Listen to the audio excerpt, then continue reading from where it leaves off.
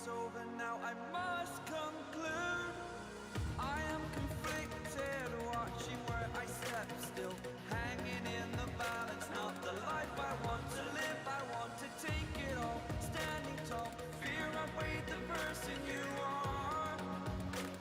Oh, break out, I've got to see. Spent all my life holding all of it closely. I played it innocent, a feel of discontent. I'm finally facing it all, fearless.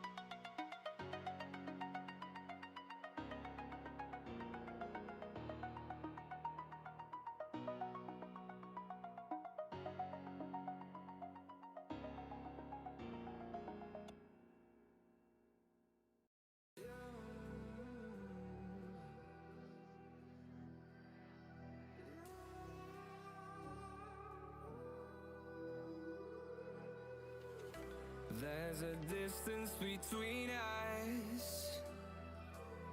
It's getting hard to reach out. Haven't seen you in seasons, but all I hear is your voice. I know my limits, you can break me down, but I'll stay till the finish line.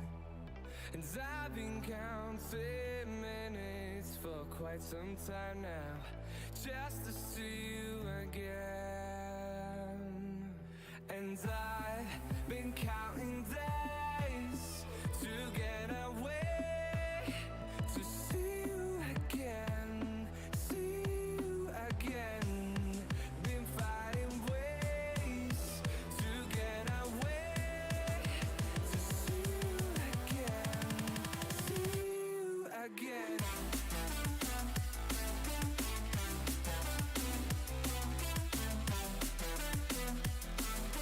See you again.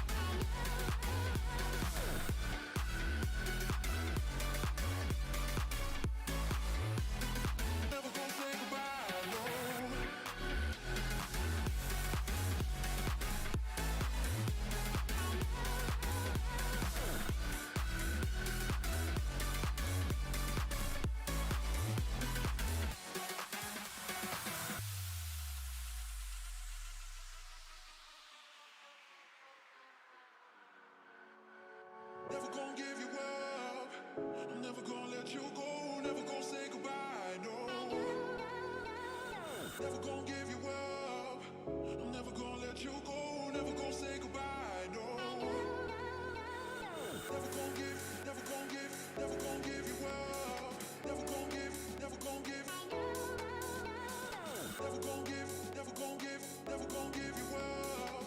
Never gon' give, never gon' give, never gon' give, never gon' give you up. Never gon' give, never gon' give, never gon' give you up. Never gon' give.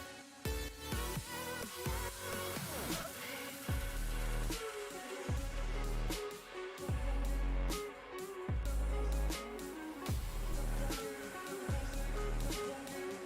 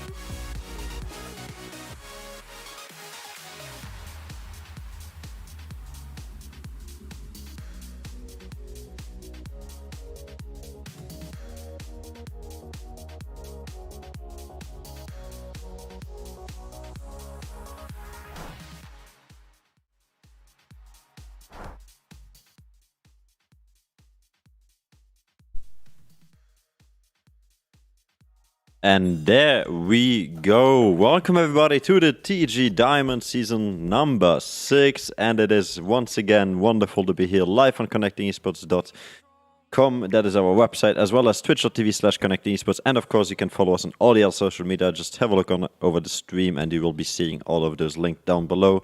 And yeah, with that being said, we'll be heading right for our first game of the season number 6. We had already some beautiful games coming through this week, with now being Black Rose and Dzyre Esports, as you can guess from the title of our game from today. So yeah, Bartek and Korlox, both of you, welcome as well. You're going to be casting today's game, so how are you feeling?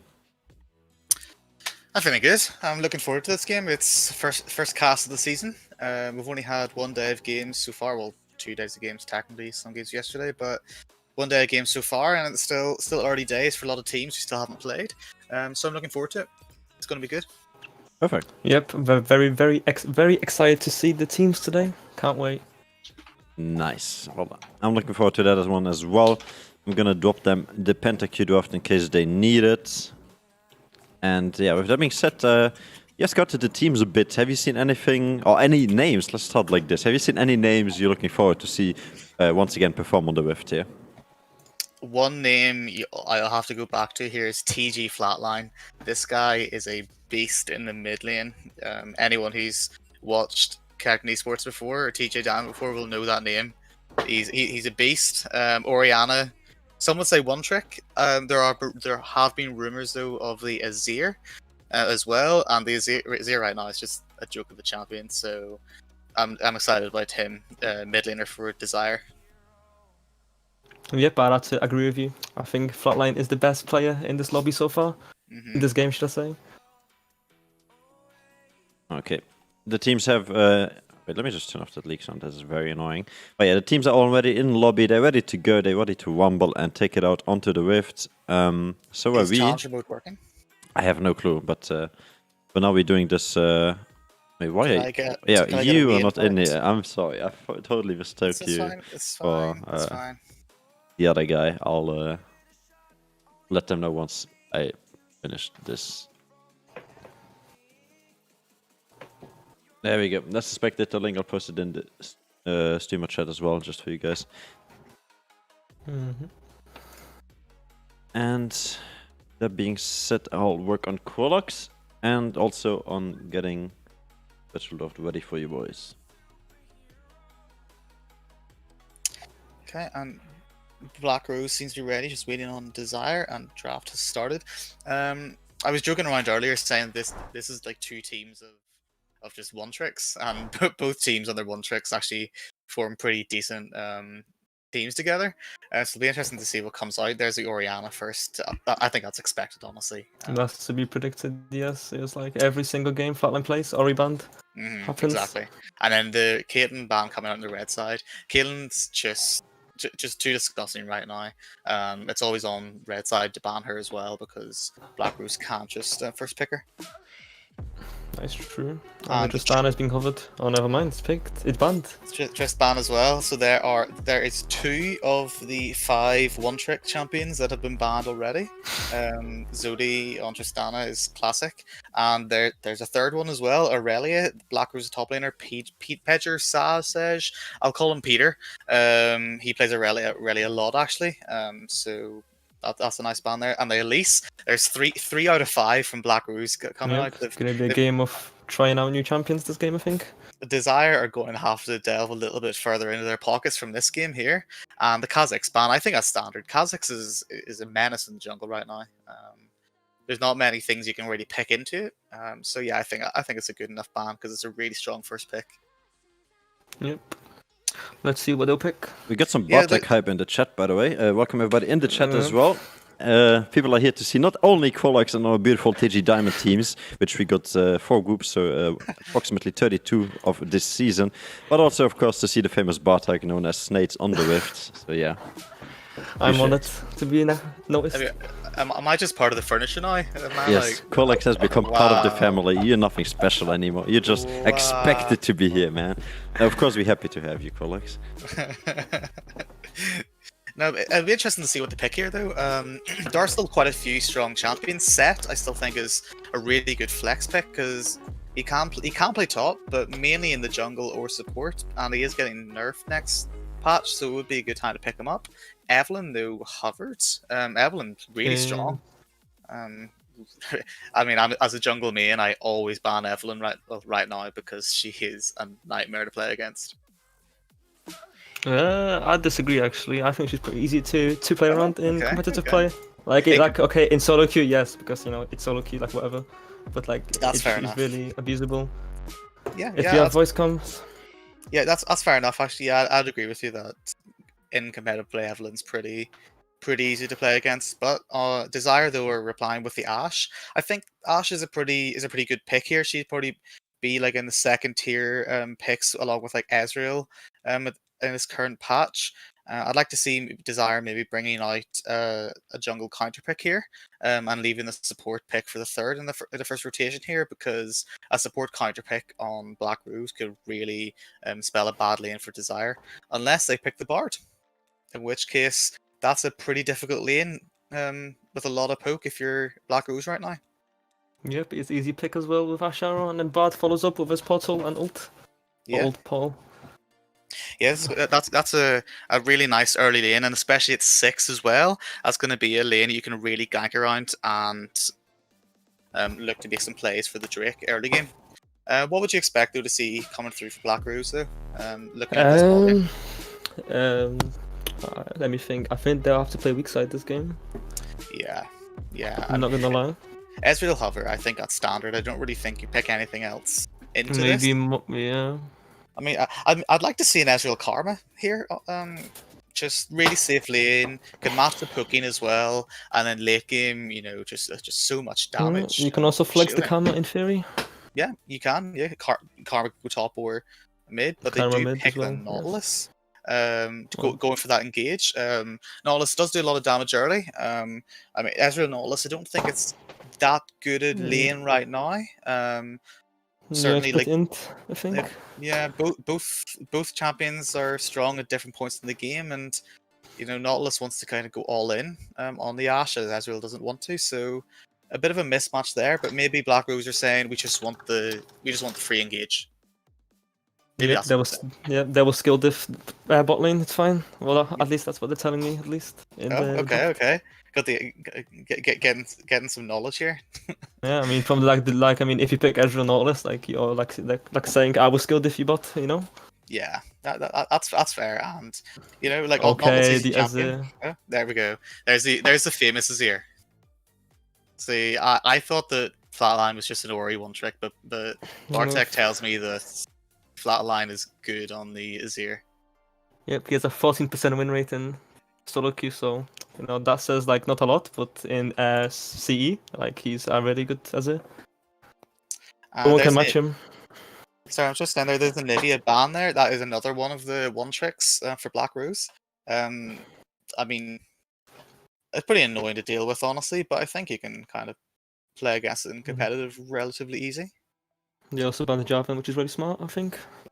Yeah, Jarvan's good. Jarvan's a really good ban here to stop any kind of lock-up play from the Ashe Arrow and from the Azir ult as well.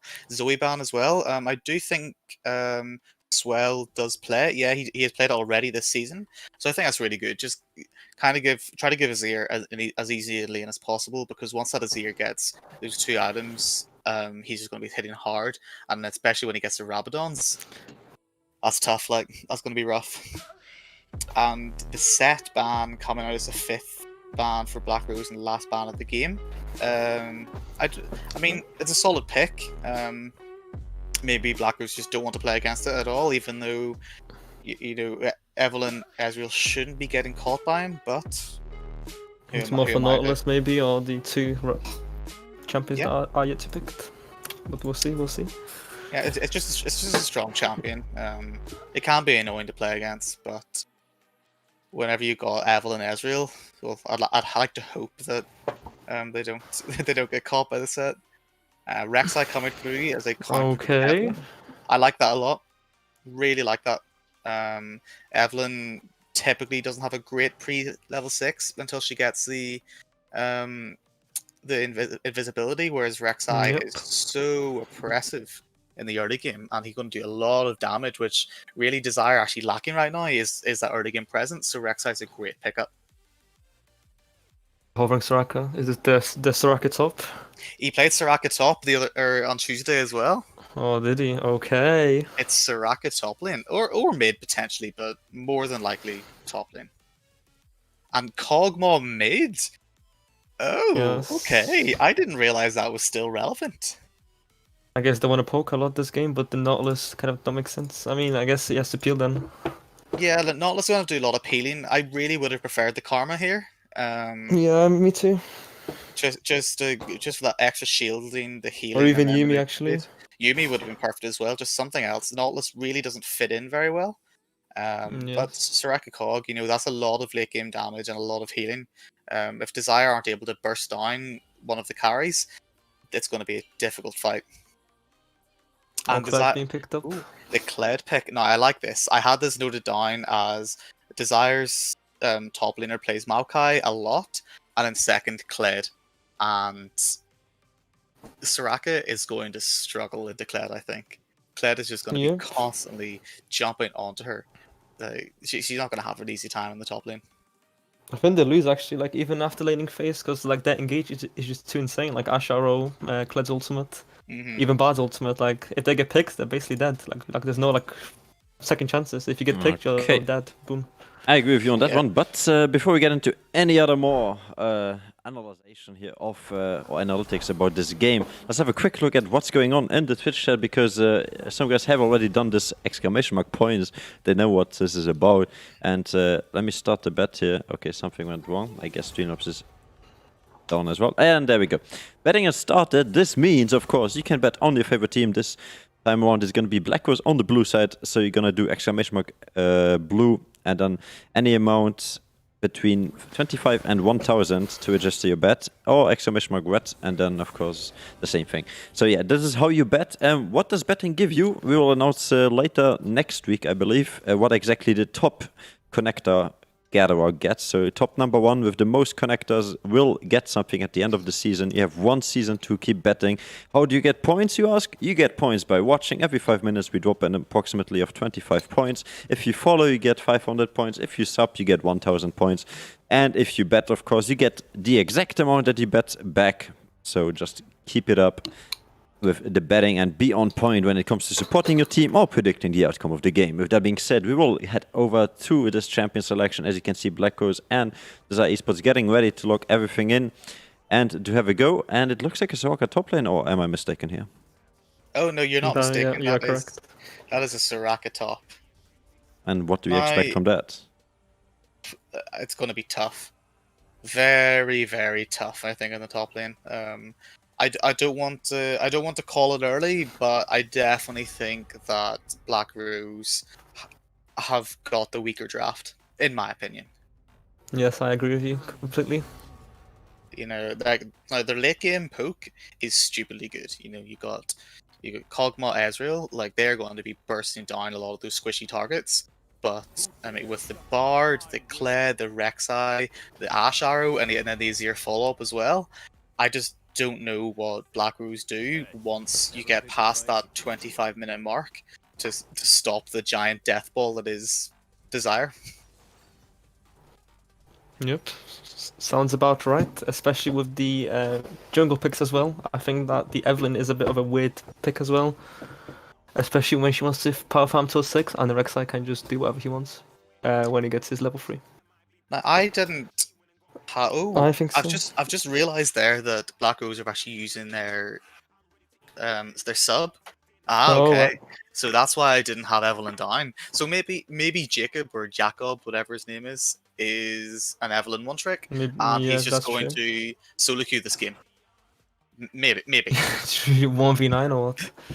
It's going to have to be, because Evelynn's going to need to get some nice nice flanks off with their visibility to try to take out the Azir and Ashe. And now, if Evelynn does do that and she gets strong enough, these fights could go very one-sided in favor of Black Rose. Because Kled shouldn't be able to get through the shielding and the healing of Soraka by himself. Shouldn't be able to. You know, Rek'Sai, once you get past like that 20-minute mark, he's going to really struggle to do some damage, and he will definitely not be able to get through the healing of Soraka. And Bard is relatively useless as well, if he's not going to be landing like good ultimates and good stuns. So I think, you know, there is a universe. If we're talking Marvel MCU, there is a timeline where Evelynn 1v9s this. Yes, if she, yeah.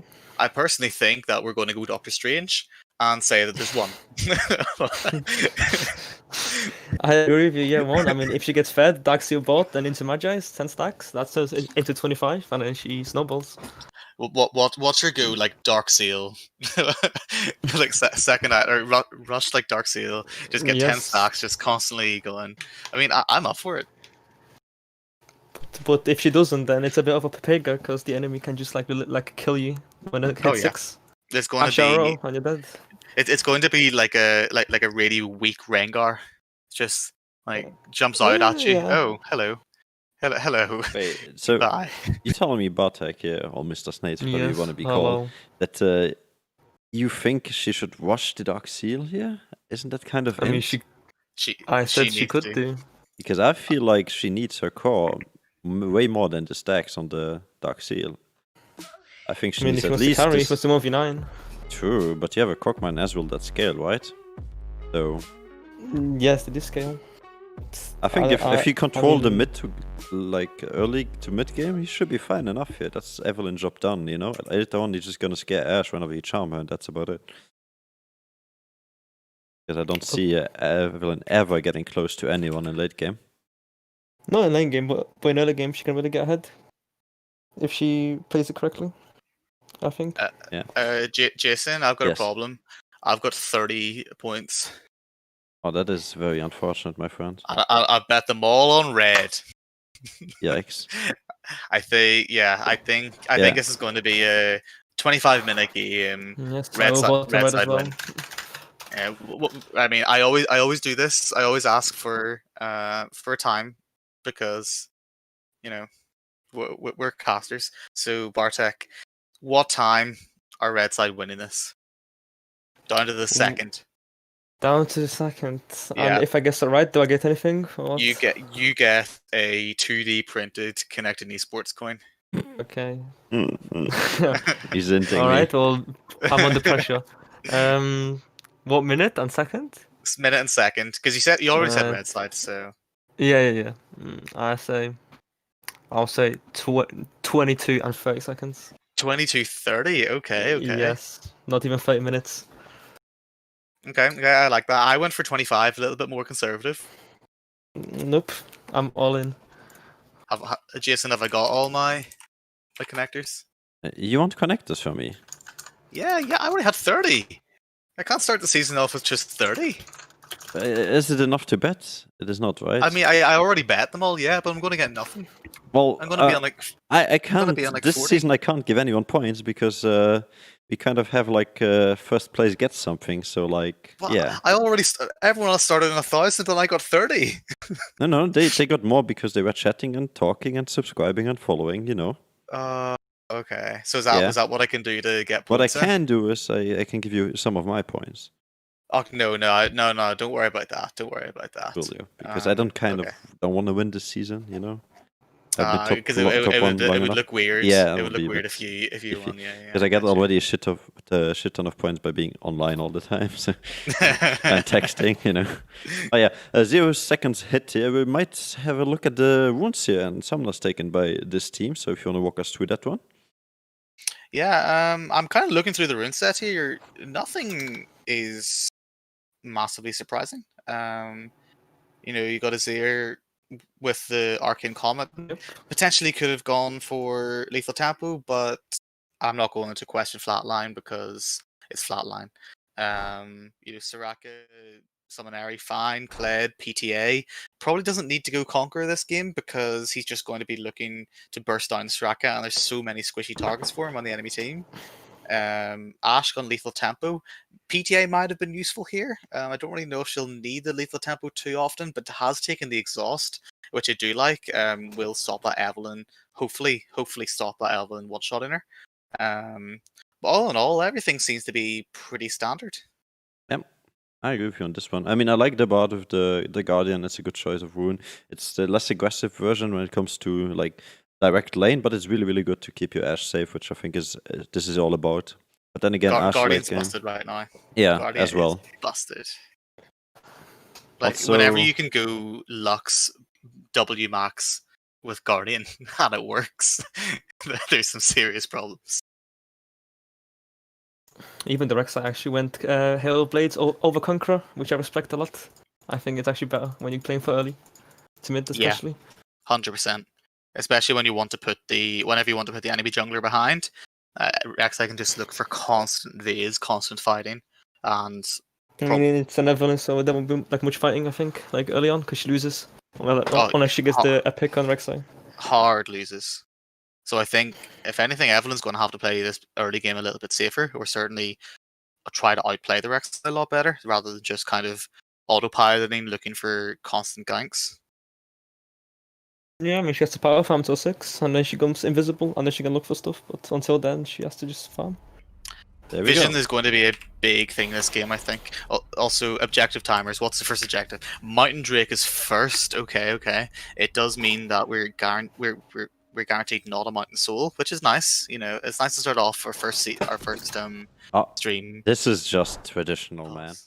We have to start our first stream of the season, of course, with the usual TG Diamond League pause right at the start. You guys can keep me up with what's going on in chat because I'm not quite sure what they are talking. And that's already resumed. Okay, all good. Just flaming the potato PCs. Okay. And there we go. That was a quick pause. Yeah, Okay, just, so we know that we're not getting a Mountain Soul, which is nice. I like that.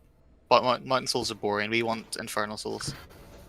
Are we going to see some level 1 shenanigans though?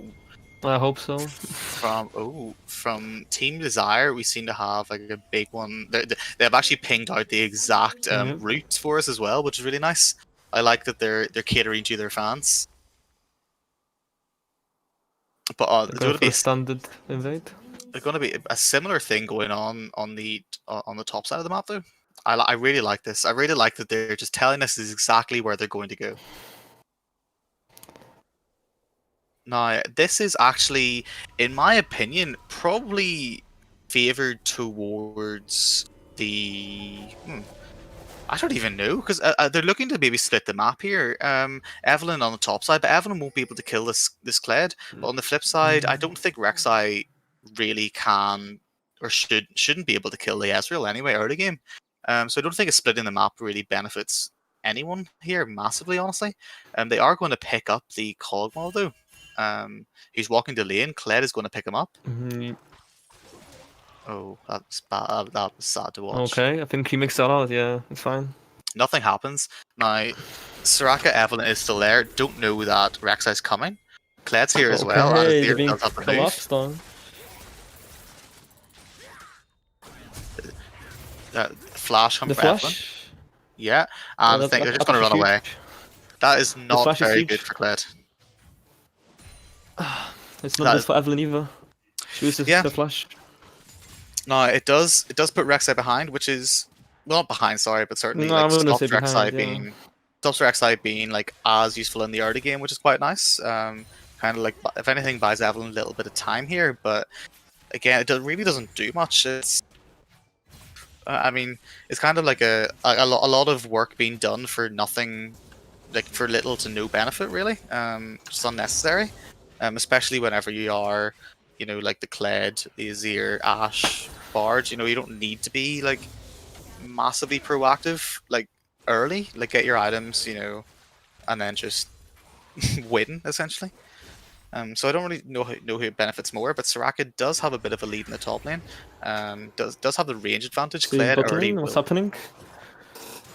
Oh, there is an invade coming out. Rek'Sai does steal the Evelyn red buff. Rek'Sai just went straight towards it. I really like that from Kevin. Kevin, I'm going to call him. He's just going to 3-buff Evelyn straight up.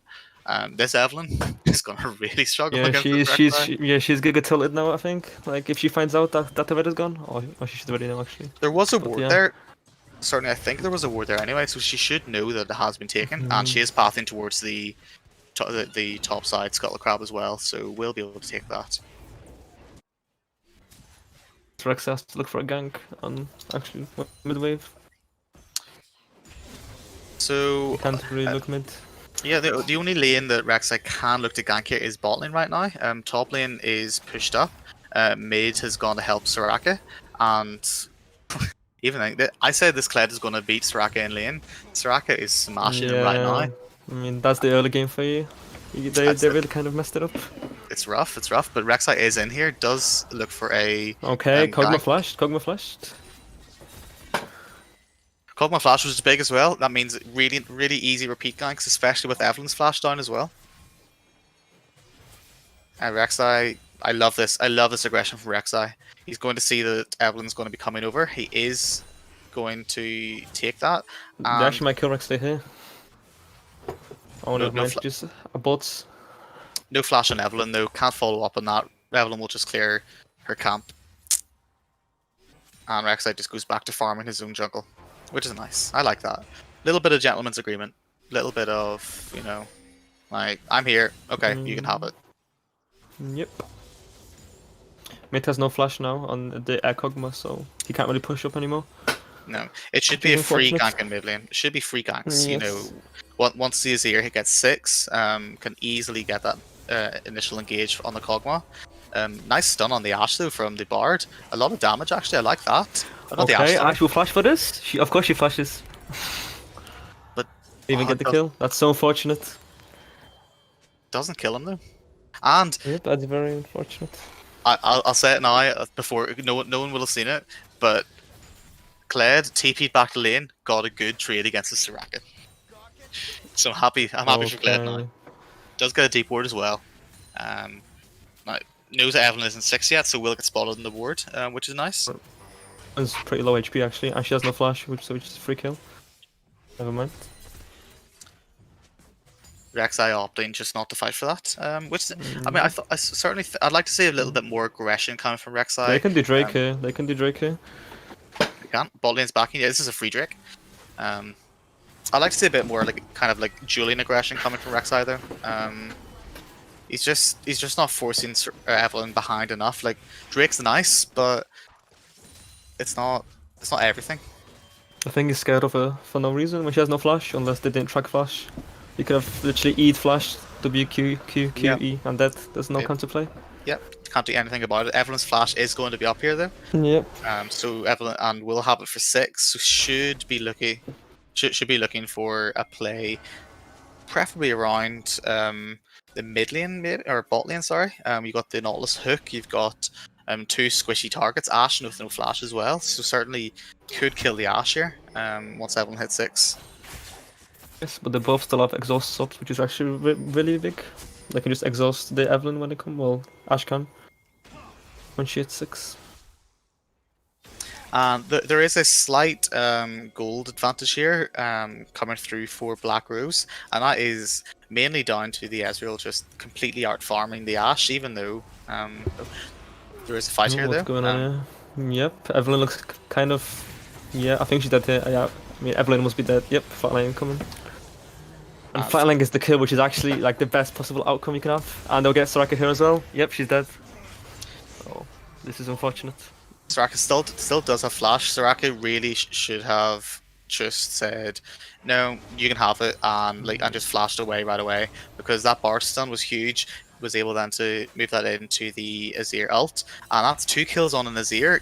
You do not want 2 kills on an Azir at this point, especially when you've got a Cogmaw with no flash.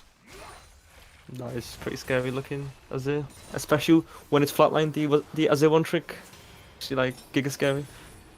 Yeah, exactly. It's going to be scary. There has been a swap in lanes. I like this here. Now, I'll let you...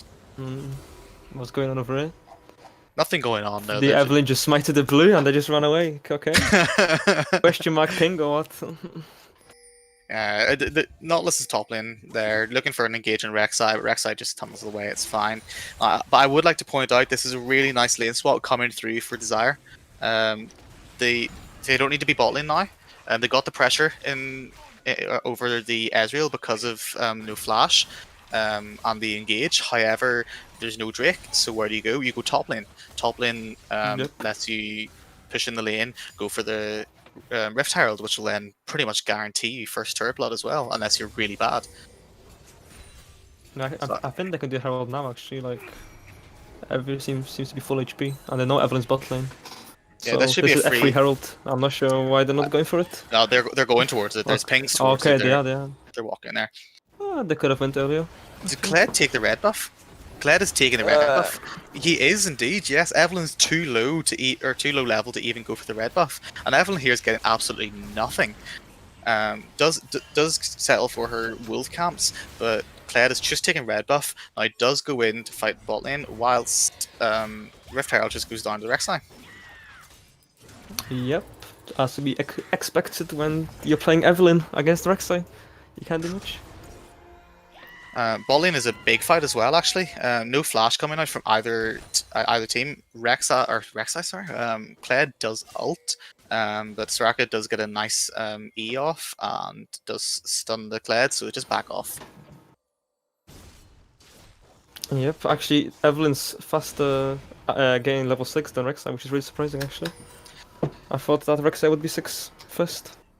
But whenever you have to, so well, not have to, but whenever you play so much for the objectives and like ganking your lanes, like you're going to lose you're going to lose some XP. So that's perfectly fine. You know, Rek'Sai's done his job. I mean, it's fine, but it could have been better, I think. It could have been better, but this is Diamond. Bard does get taken low, but you know, it's Kog'Maw right now. Kog'Maw doesn't really do much damage Anything. here. Yeah, he really needs. He's Kog'Maw's going to take a long time to scale, especially and even longer now that Azir is just so far ahead.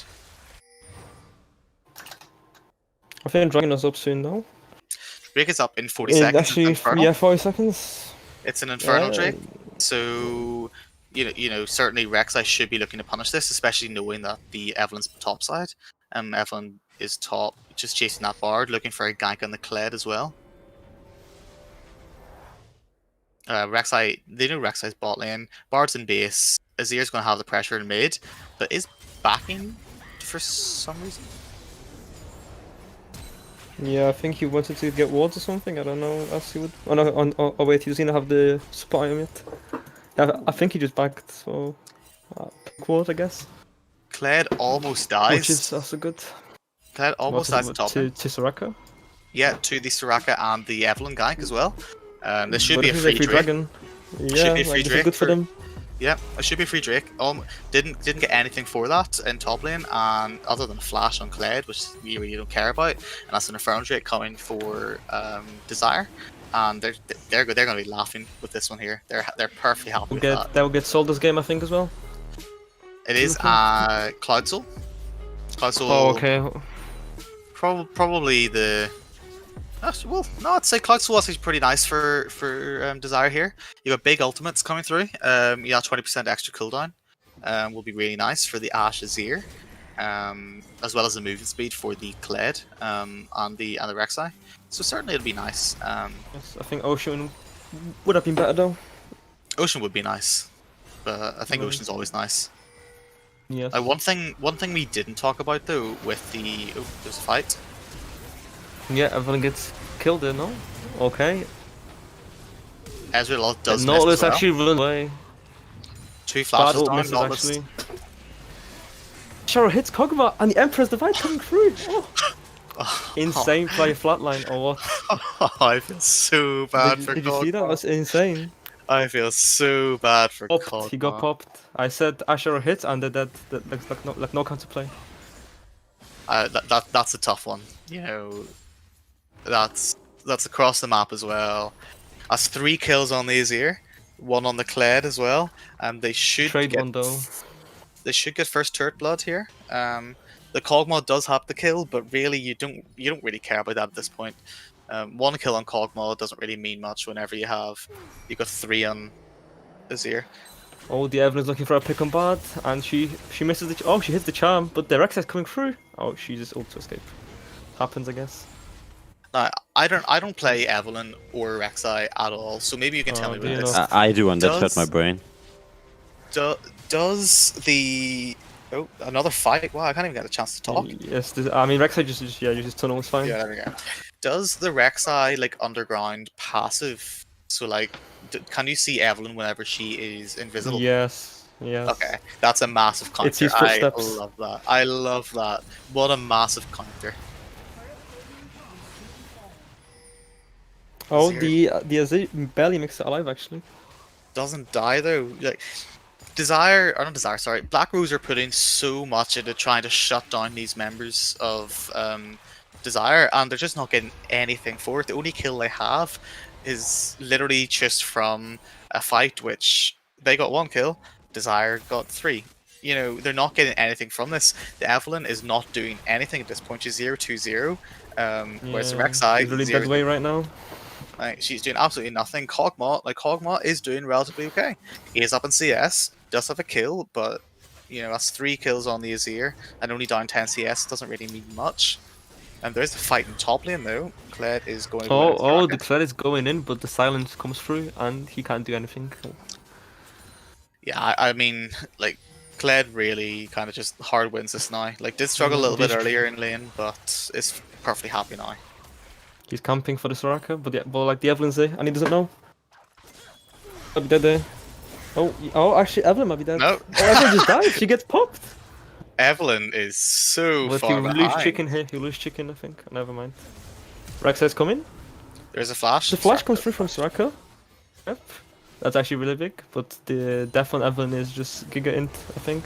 They thought they would kill the Kled, which is really... Fighting bot lane, ult coming through from Bard and Nautilus. Kog'Maw does take the plant, and Nautilus comes as well. Ashe should die here, but Bard should kill the Bard Kog'Maw. will come. No. Oh, never mind. 2 OP, I think. Okay. Two kills on the Kog'Maw now. 1 kill on Nautilus. Kled does go back in the top lane. Another more fight in here as well. Flatline. He's gonna pop he's gonna pop Nautilus as well. And Evelyn steals Herald. What And is gets going killed. on here? Okay, so Well, breathe. So Nautilus ulted the Ashe.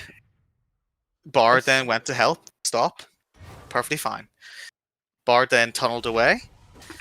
Kog'Maw Nautilus followed and killed the Bard's Ashe. But then Azir came down after getting first turret blood and got a double kill whilst Rek'Sai was doing the Herald.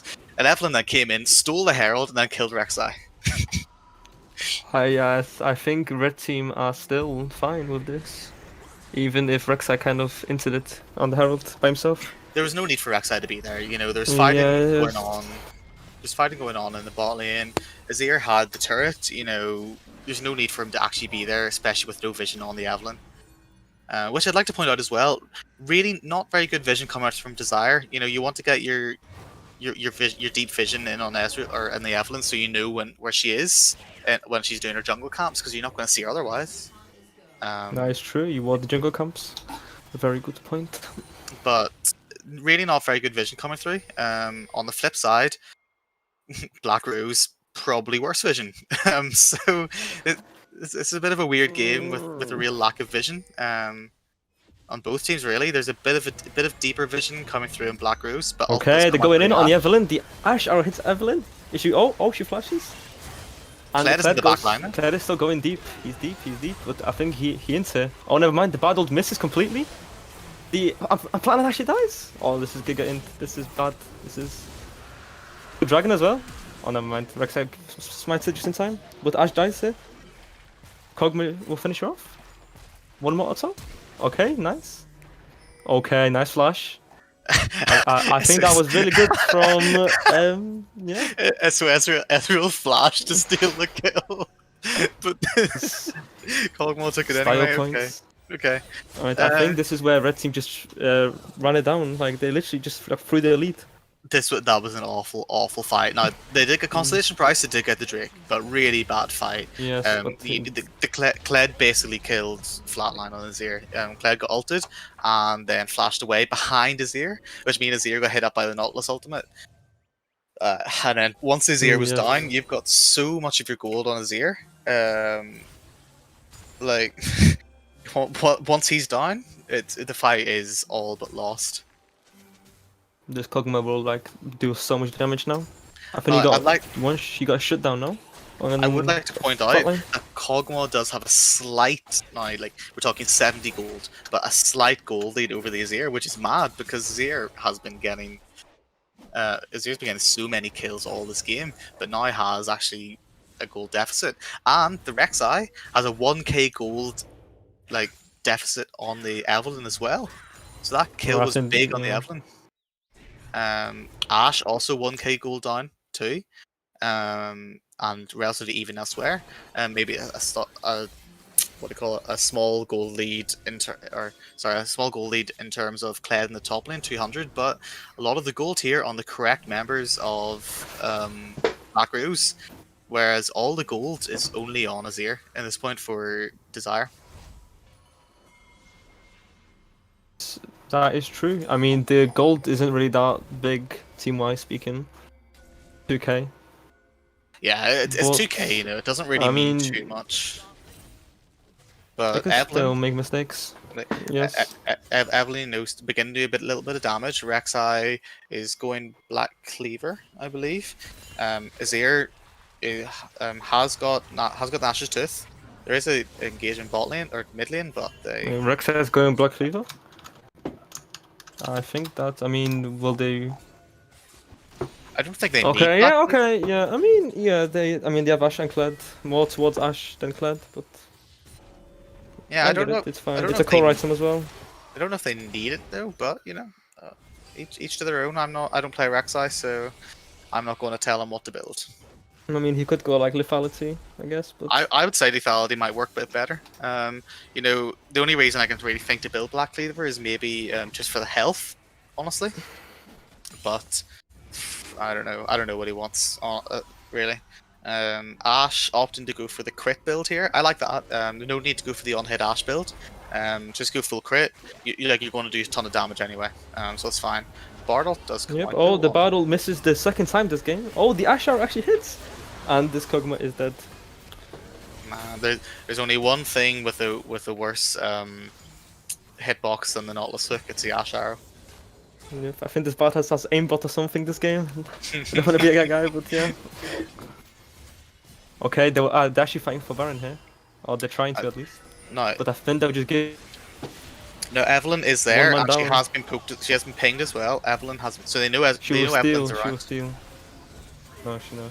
Okay, but the game really poked really heavily actually. Oh, the bot's dead. Yeah? No, there's ults 2 people. The Evelyn ults no one. But Azir came in the back line. Doesn't kill anyone. Yes. Does, She's does dead kill there. the Ezreal. And Ashe actually kills Soraka. Evelyn though. Who's winning Evelyn is there. Oh.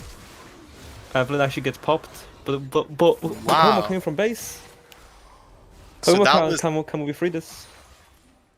that was a 4-for-1 in favor of Black Rose that fight. 4-for-1. And They they're lose just gonna Baron take, now. they're just gonna take Baron off it, yeah. Easy Baron. And 1.5 35 seconds for Drake as well. They just get free Drake as well from this. Really nice fight in there from Black Rose. Azir maybe looking for a steal or for some poke. I think that Baron call was a bit papago in my opinion. Yeah, Soraka can't do much healing here Bro. as well. Soraka. Okay, flatline steal, flatline this. steal. Do it for me, flatline. Oh. Oh, unlucky. But the bot come in. The bot can. Oh, the ult finally hits an ult. Okay. And I think it's Azir has crucial. ult as well. Oh, never mind. Oh, okay. He dodges the ult. But while all this is Oh, the happening, flash. while all Flash this is happening, mystery. Rek'Sai's on the Dragon. Drake was cleared. Yeah. And this means Soul. Soul. So all in all, like what ended up being a pretty poor fight from Dzyre ended up being a trade in objectives, Soul as well, which is huge. And the Soul doesn't run out, the Baron does. So once this Baron runs out, it's just permanent stats in favor of True. Dzyre. But also, the enemy can maybe do Elden now in 5 minutes, so that's pretty scary. That's true as well, especially after that fight, It's which enabled was it. all Yep. over the place. Like, The looking at Baron was items, better here. looking at items Soul. table here, Kog'Maw is almost on his Rabadon's death cap, whereas Dzyre still has a little bit to go as well. Rek'Sai hasn't even built his Black Cleaver yet, whereas Evelyn's almost completing her own Rabadon's death cap as well. Ashel does come out, lands Oh, on the the... Ashe ult hits Ezreal, and Ezreal should be dead there. Oh, the Bard's gonna. Oh, okay. The Bard Ezreal does doesn't die. kill anyone. Kled is on Soraka, and with Ashe. I think Soraka's dead there, yep. Nautilus tries to escape, but it just ends up being dead. Oh, this is a big int again. that was the kind of I fight. just ping ponging. That was the kind of fight I like to see coming through for Dzyre here. You know, just pick someone off with the Ashe and then just keep fighting then after that. Because once you get one person down on Black Rose, like their team falls apart. Bartle I does think go this- but doesn't land. This should be an end now. They don't have the mini wave yet, so it's going to be a little bit slower. But you still have the Rek'Sai ult. You I still actually have... don't think they can end. There's no way they end here. Don't have enough damage. Or like health, I guess. Oh, and the Ezreal just finishes off Rek'Sai. How Evelyn- useless is Rek'Sai this game? Oh. Evelyn might die actually. She does have ult available. And they'll escape. Oh, this game, yeah. This is this is such a surprisingly close game because we thought that Evelyn would be useless here, and really It's execution. the Rek'Sai that's useless. Yeah, mainly because of execution. You know. Yeah, I'd agree. Oh, I think Ash actually just gets popped here. Okay, the exhaust coming through and the ult. A nice exhaust coming through saves. Exhaust for ultimate. Yeah, I think that's fine. If you're Evelyn, you're pretty happy with that. That's Ash exhaust down, which means that next fight, Evelyn Kog'Maw are going to be able to slap the Ash. That is true. I think they will they can't freeze. So Now the blue team have control of the map. we're at the 25-minute mark. Oh yeah. You know, so That's we're past true. our predictions. So we're past that. Kog'Maw does have 3 items. Azir doesn't have 3 items yet, but getting there, getting close. Is sitting on 900 or 1k gold. So has actually rushed or got picked up the Dark Seal as well. Pretty happy that he won't die. So that's a bit of a statement coming through from the Azir. Ashe has finished her Runan, so is more relevant in the fights. Has the Executioner's Calling as well. Ezreal opted for blue Ezreal here. I mean, really smart. I like that as well. So a lot of good items coming through for both teams here. I agree. I think we might see a dive there actually on this poor Kog'Maw. Oh, the Bard misses another ult, and the Kog'Maw's dead there. The ultimates have been used on him. I think the Ezreal picks up a kill. Soraka ult does come out. Everyone's pretty healthy. Soraka, apart from Soraka, really, if anyone. Whereas on Dzyre's side, apart from the Ashe, who's dead, everyone's pretty happy to keep fighting here. Soraka is going to need to back, and I think if she backs, that just Nautilus Hook does miss, it does land on the wall, and Rek'Sai does get out, but Evelyn does look to go in. Okay, will Kled die here? Oh, Kled gets popped.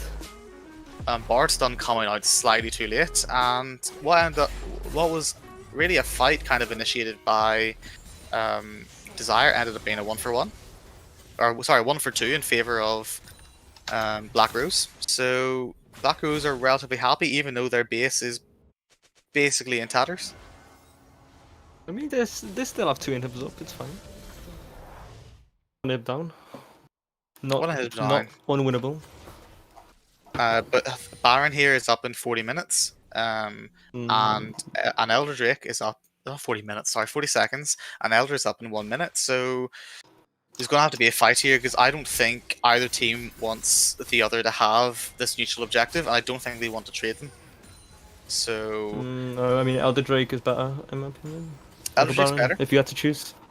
Oh yeah, you definitely choose Elder Drake here. But and if you had to choose, then yes. But the thing is, so the Azir will do the Baron super quickly with that Nash's Tooth. Has backed, doesn't have enough for the Rabadons yet. So the Kog'Maw certainly is going to be a lot more relevant in these fights. Ashe can also do the Drake really easily, or the Baron really easily. So I think that Black Rose should be careful here, because there could be a Baron steal or Baron take right under the noses. I think it looks like they'll be contesting Elder Dragon instead. Like the Baron is alone. Oh, and the Ashe comes in on Evelyn, and Kled takes up the kill. And Bard miss another ultimate. Oh, the Kled ult goes on Ezreal, but nothing happens. They're back off. Now this is your problem here. That Evelyn's down. Evelyn is the one who's having to face check these bushes, and she cannot but they can do objectives now. Like they can do Elder so fast.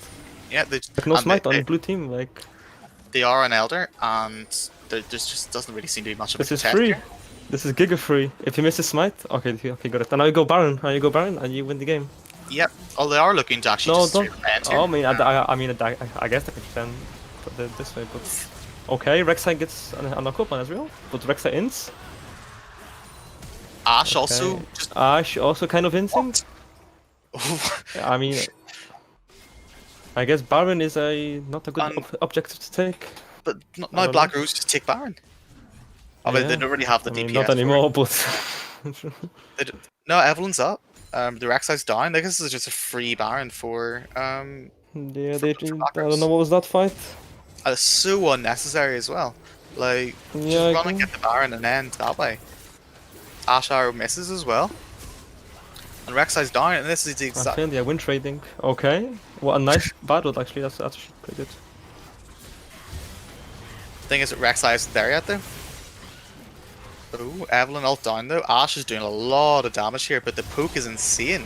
Oh, Dzyre coming at the back with the Empress Divine. Gets 2. Oh, and 3. Triple. This might be a pentakill. Okay, Kled. I guess Kog'Maw is broken. Oh, Kled is useless.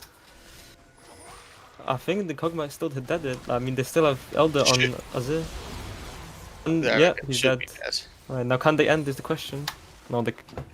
I mean, with one person up, it's only Nautilus. Can they end? Or they can do inhib, they can do inhib. I don't think they can. I don't think they want to. Zyr's far too weak. Rek'Sai, he's got his Black Cleaver now. Wait, there's 1 damage, HP. but, you know... He's gonna fight the Nautilus? I think this is a fight. It's a pretty pointless fight. Okay. It's just a big wet chase noodle him. fight. Yeah, Big wet he will noodles. chase him now for 20 years. Yeah, just delay the back timer of the Nautilus. It's actually going to kill him, potentially. No. Oh, I mean, Evelyn's coming. Ash Arrow. Soraka ult as well came Okay. through. Just He to see the sidesteps Nautilus. it. Well, It's a lot of waste of time on the Nautilus there, but you know you did get you got the redemption, you got the ult coming through for the Soraka, which is a big one you want to miss after the next fight. I don't really know what the cooldown is on it. Soraka does have it in 60 seconds, 87-second cooldown for Soraka's ultimate. I think that is pretty huge. But will they try Baron again? Both teams are majorly split here. If anything, Black Rose does have the advantage here. They have the inside track through the jungle. But with the Azir turret up, they've completely lost that now. And Baron here, I think. Dzyre can just keep pushing up. Or they can turn to Baron. Whichever one. I think Dzyre have complete control at this point. They can do what they want. And all Black Rose really can do is try to match it. I mean, this is just NA. They're just like arrowing, can just do nothing.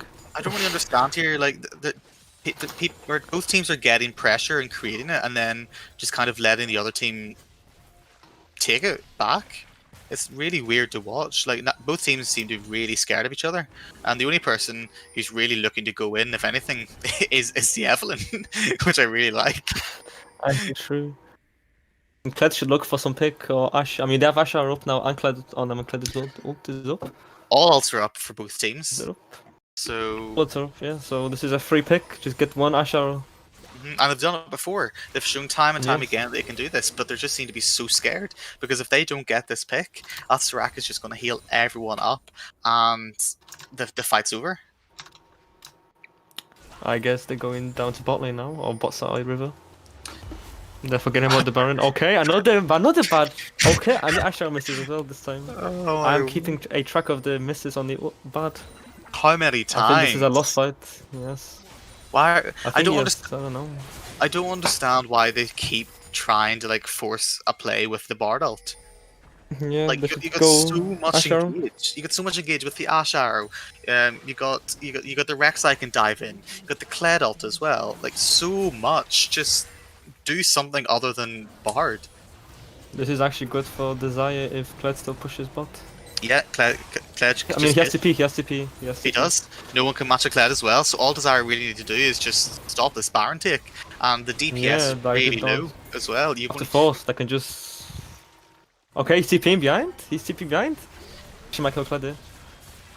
Okay. Ash is already dead. Ash gets popped by Kog'Maw. And Kled just has to back off. This is a lost fight for Dzyre. They might get Baron here still. No one's pinged Evelyn. Evelyn is looking to kill the Rek'Sai. Evelyn has 2 levels in Rek'Sai as well. No, fine. They go Baron. This is a free Baron. But Elder's nearly up as well again. Now the problem is that there's not as much DPS coming through. You know, Kog'Maw, AP Kog'Maw and Ezreal don't provide you with much DPS in the Baron. He has to 50-50 it. Kled has ulted at though. least.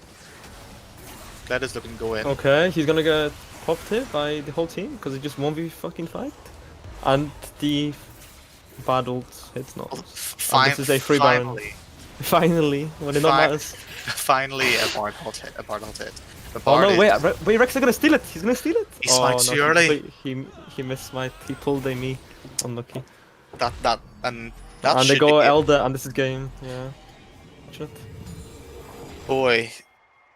I mean, this has been, in my opinion, a massive throw from the red side from Dzyre. Yeah. They had everything they needed to I win, agree. and they're just far too scared to go in and kill the four squishy members. Well, sorry, the three squishy members of. This is just win trading, in my opinion. What happens, I guess. Who knows? Who knows? Maybe they are. Maybe Black Rose really just want the title of TJ Diamond winners.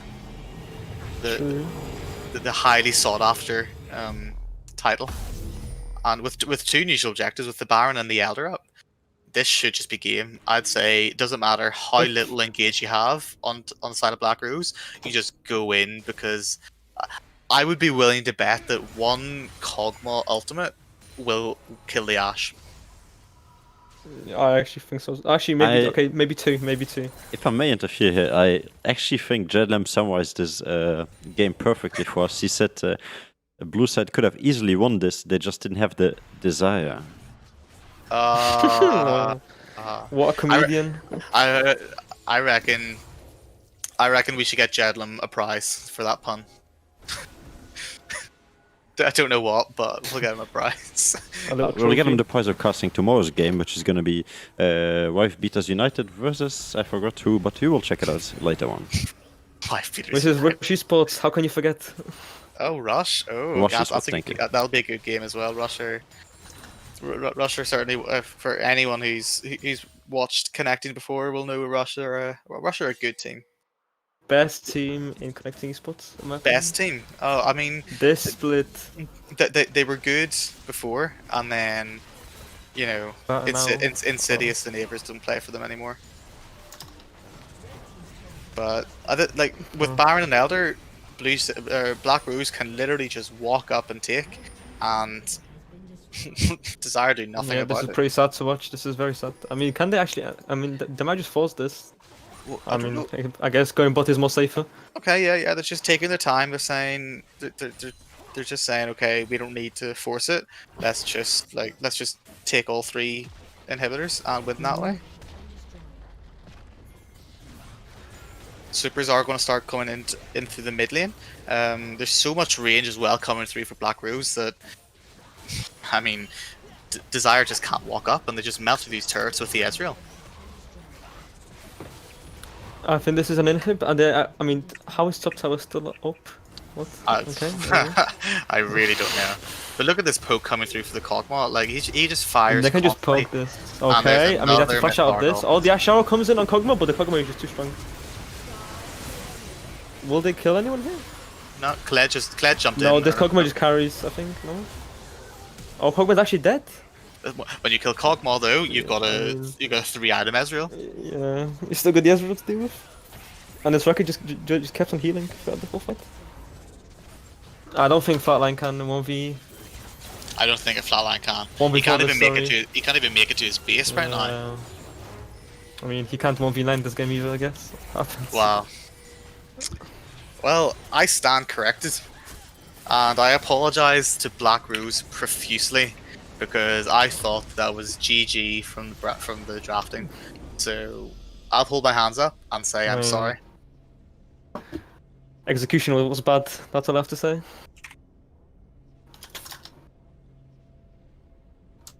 And this actually brings us to something very interesting. So if we have a look at the betting here, we got a total of approximately 20 bets here coming in, and 2 of the bettings only went in favor of the blue side, meaning that like 12% of you guys that have betted here were correct, and 87% of those Twitch chat guys were misplacing their bet this time on. So shame on you, and better luck next time.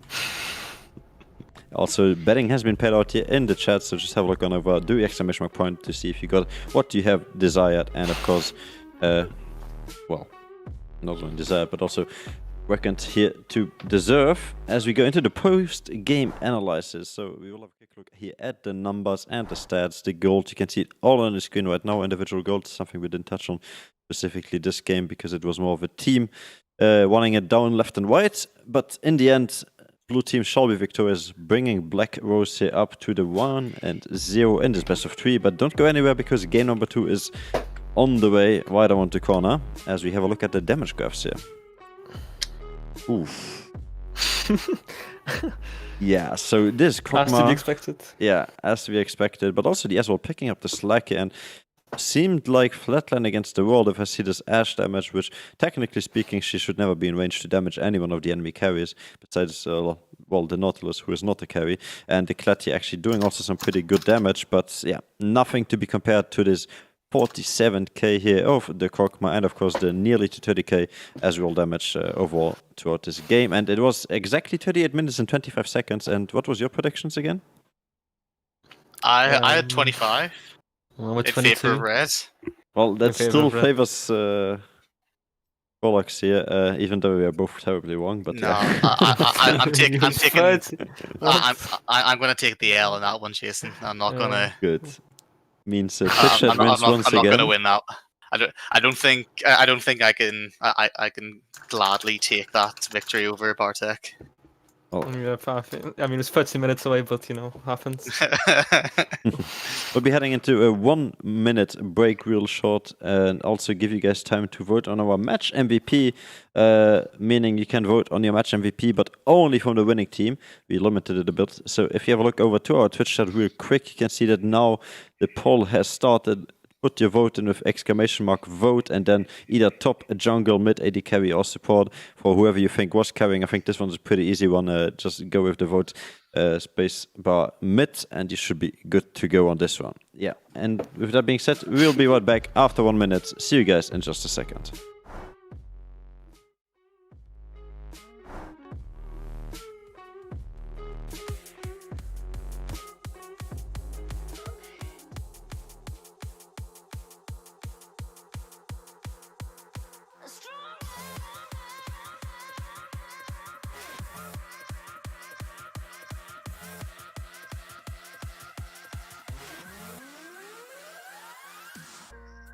Yes, you've had it quite tough, always having bad luck. You think you're going crazy, look up, there's a new life waiting. Your head's buried in the sand, you've been dealt the wrong hand. Can't imagine how you feel, only you know that it's real. Don't look back, just carry on, carry on, carry on.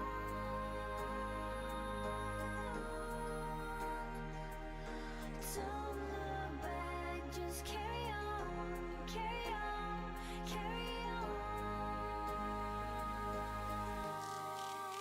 Because you are stronger. Yes, you are stronger. Because you are stronger. Yes, you are stronger.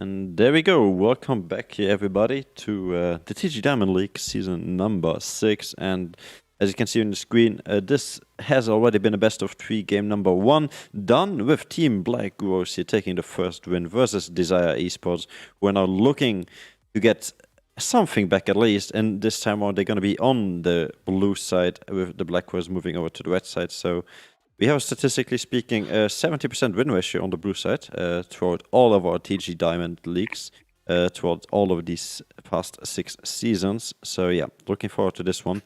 Oh, I love the J7s in the chat, but you should also hype more for Bartek here, aka Snade, as well as Qualox, who have been doing a wonderful job at casting this game. And well, we can go for the MVP vote real quick here. As we see, it has been completed, and nothing out of the ordinary.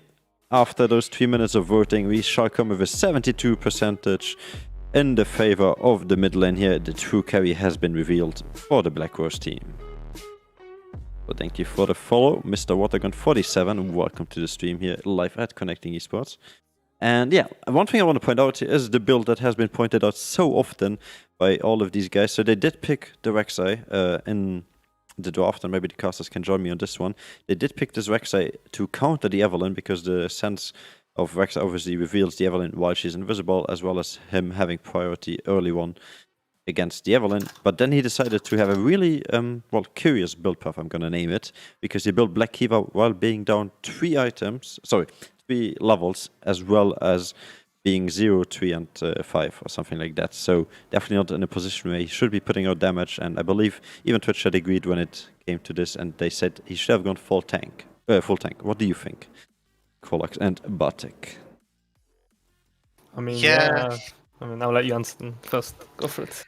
I mean, I just don't really get it. Like, I can understand that you might want to go for it if you're looking for some health, maybe, or maybe at a very, very big push, looking to reduce armor on the enemy team here. But it's for 4 squishy members on the enemy team. You're going crit Ash anyway, and Kled will probably just build it anyway. As well. So really, if anything, he should have just gone full tank. If he got ahead, then perfect. Just build lethality. But there's no reason to actually build Black Cleaver. And I'm looking at Twitch chat here, and exactly, you go Black Cleaver here if you copy pro builds. Exactly.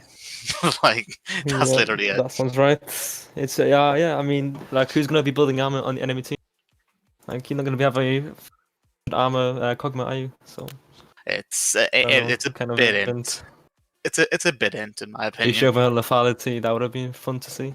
Yeah, he still would have been 0-6 though, but yeah, at least it would have been more fun. Yeah. Yeah, I just don't really. I'll go full tank, which is the correct, I think, answer. Is just to go full tank. Yeah. Magic resist. Oh, even gargoyle. Really, basically any other item. Like, just any other item apart from Black Cleaver, he would have been probably more relevant.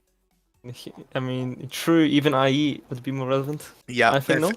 Yeah, Infinity Edge, Rek'Sai, 100% build it. Like, you'd be more relevant.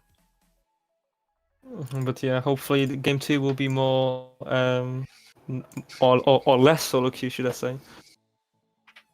I want more solo queue. I want to see. Let me see. Who are the 2 most like solo queue junglers I can think of? I want to see Evelynn, and I want to see Kha'Zix. They got banned last time. Lee Sin is the most solo queue jungler. What do you mean? Is the Lee Sin? Lee Sin's relevant though. Like, when I think he's more solo queue. Lee Sin can be relevant in fights. Like, he can still be relevant, but. A good Lee Sin, yes, but like most people aren't. They pick Lee Sin when they're like 20% win rate, and they go in and they int. they can't that's actually more, yeah. I mean, that's more they true can't than even a good insect. Lee They literally just like land a Q, go in, yeah. and then just like press R, hoping that it kills someone. They flash and then they ult, and then they ult them back, and not to the team. I mean, we'll see. I guess we'll see. But I don't think any of these 2 players play Lee Sin. Yeah. I mean, I don't think I don't play Lee Sin up in jungle for a while. Like, there's no reason in. There's no reason to pick it. Yeah. It's just a weird pick to make. Like, if when it's strong, okay, pick it because it's just a strong champion, but not whenever it's not strong. Yeah, I mean, I think it's a relevant champion in competitive play. Depends on the team comp. To be fair, if it's picked well, it can be, but people just don't tend to pick it well. I think the bard last game had like a ping issue or something, because like, I don't know, he was missing all these like just constantly missing. Yeah, I'd say maybe he was nervous. He was on stream. So if you're right, okay, you're on Team Dzyre, okay. Or say you're the coach of Team Dzyre. What do we set up differently for this second game or how do we play differently? Do we pick different champions? Do we play around different parts of the map? Like, what do we do here? I think they played well. It's just that like the actual like okay, they played well like on paper, but they played well like on the keyboard. You know, like they played their execution was pretty bad in my opinion. Yeah. Okay. So then, do we change up the team comp a little bit to have a bit more like ease of execution? So instead of I still think that team comp was better, the red teams over blue teams. oh yeah, like I And they 100%. and they should have won. Yeah, they should have won on paper, but you know, it always comes down to players how they play. And Well, the red yeah. side was really in sync. I'm pretty sure we'll find out who has the better draft right now as we head into the second draft of this best of 3, and they ban out right away the earlier with Black Rose once again on the red side this time around, looking to bring it to a 2-0 clean win in this series, as Dzyre is looking to bring it back here with their backs against the wall, needing to win this game as they ban out Kazakhs, and of course Oriana taken off the bot here by Black Rose. Yeah, so already pretty standard bans coming through from Dzyre. First two. Don't need to ban the Caitlyn this time though. Ban the Kog'Maw instead. I think that's perfectly fine. Your blue side don't need to ban. But Caitlyn has been left open though. I think that's a really strong first pick. her. They will definitely pick her. If they don't, they are like running it down in draft already. So I think that's a major oversight for Black Rose here. You know, they want it. I'll give Black Rose the benefit of the doubt. They won game 1, so maybe they're happy enough for not giving the Caitlyn over, and they're saying we've got to counter for it. Maybe they'll pick the Jhin. Jin's a pretty standard pick into it, although it does have a negative win rate, which is strange. But like on terms of, when looking at Black Rose here, they've banned the same 3 champions. Hovering the okay. They'll pick Kate now. They gave Kate away. Kate Morgana though. Caitlyn Morgana, that's a free lane there, especially with the Ashe down as well. Oh, there's the Kate. Oh wow, what a surprise! They picked Kate. Who would have thought? But that's Wait, the hovering, they didn't even picked it yet. I mean, I like. I just don't get it. Like, I really don't get why you just leave Kate open. It's I don't know. It's 5-ed. They want them to pick Kate so they can go 4 tanks and build around his omen. I'm actually a little bit. But the thing is, actually here, so Black Rose don't need to pick Caitlyn right now. If they want to pick something that's, you know, like maybe a stronger pick and like mid top or jungle support, they can do that because does that already have the I mean, they can flex the Ashe in theory. They can, yeah, okay. Technically, it could be like an Ashe mid or top, or even Ashe support. Ashe support. Ashe support actually true. Do you pick the Ezreal here? Now that Ezreal could be an Ezreal jungle or an Ezreal mid. I just want to see Caitlyn. Okay, I just really want to see Caitlyn come out because it's a really strong pick here. But they do pick Ezreal. Let's see what they pick. I think Dzyre forgot about Caitlyn. I think like Dzyre forgot about Caitlyn and they got scared when Black Rose hovered it, but then like they picked Ezreal instead, so they're actually like relieved. Maybe Black Rose is just playing with their food. Black Rose is just playing with their food a little bit here. I still believe in the Kate pick here. I still think Kate Morgana was better here than Ezreal, but we'll see. Oh, the flexes are coming out. Oh, that could be top jungle right there. That could be Ezreal jungle, Soraka top. It's Ezreal jungle. I think it's gonna get really punished if it is. Ezreal mid. That's your top of mid there. Okay, Ezreal mid, yes. That's more like it. We'll go Ezreal mid, Soraka top here. Dzyre, I don't know what's going through their heads here because they don't know where these champions are going because they're probably thinking to themselves, right, Caitlyn should have been the better pick. So yes, Caitlyn Morgana, they missed it. No. And it's still open. So. Well, I mean, they have to go kill Morgana here, please. Okay, maybe Morgana's in now, but I mean, that's a Javelin into Ezreal, okay, whatever. Yeah, that's interesting. Certainly, maybe not looking to lock down the Ezreal, but can lock down the Soraka pretty easily. Could be a Jarvan top. I played against that earlier today. I guess. Yeah, I mean, I saw it as well before. Like Jarvan top could be a thing. I'm just thinking about all the potential flexes here. AP Jarvan support, like. Who knows? True. Who knows here? Maybe they're just saying wherever Soraka goes, we'll send Jarvan as well. Yeah, you just don't know really. Is it good into Soraka? Like I mean, it could be the Soraka. The Soraka like silence, you know, won't really affect the Jarvan because he just EQs. Like what's Soraka going to like silence? Like the pole? Well, he's already done his ability, so. And he just Yeah. attacks you now. They're thinking about it really carefully though. 50 seconds on the timer, or 55. I really don't know. Yeah, there should be a 60-second cap here, but maybe they're just thinking. Yep. Oh, Draft is bugging. It's Bard third. Okay. So Bard is Bard. third pick. We've got I mean, they've good with confirmation. Jarvan. Bard Jarvan. Okay, okay. Yeah, that's Bard good, but Barvin, we'll call that. yeah, but like Jarvan into Ezreal is not good. No, In my I don't really opinion. know. I mean, so Like- Desire saying, okay, we're fine with the Ash Bard. Let's look to let's look to have a little bit more lockdown. Do pick the Jarvan here, and Black Rose straight up picked the Zoe. They have played Zoe already, and the Zoe did do pretty well. And certainly it does stop the Azir coming through for Flatline. Probably the Orianna as well. So Flatline is going to have to delve a little bit deeper. Do you ban the Azir though? I don't know if they would have wanted to pick Azir into Zoe, but maybe You they're can't just play happy any other enough. champ. It's fine. This is a 5-head move. I mean, they banned Ori and Azir. Like, And I that's think it. you can play Cassiopeia now. I That's all did that's have left. I did have Cassio put down, but the thing is, so why would you not? I think Cassio has an easier time into Zoe than surely Azir. No, Cassio does have the I mean, you wouldn't sustain. pick her. You wouldn't pick her here. I think. Who do you pick if you're That's a flatline? good question. I mean, they have like long range and poke. What's good against long range and poke? And LeBlanc. sustain. Le- Well, Flatline can play LeBlanc. There we go. Cassio ban as well. There. Are they You listening to the should ban stream? But Cassiopeia. are Black Rose in the stream chat there? Are they listening to us? All the players are here, bro. All of them. Yeah. Hello. 5-head. Listening to the stream.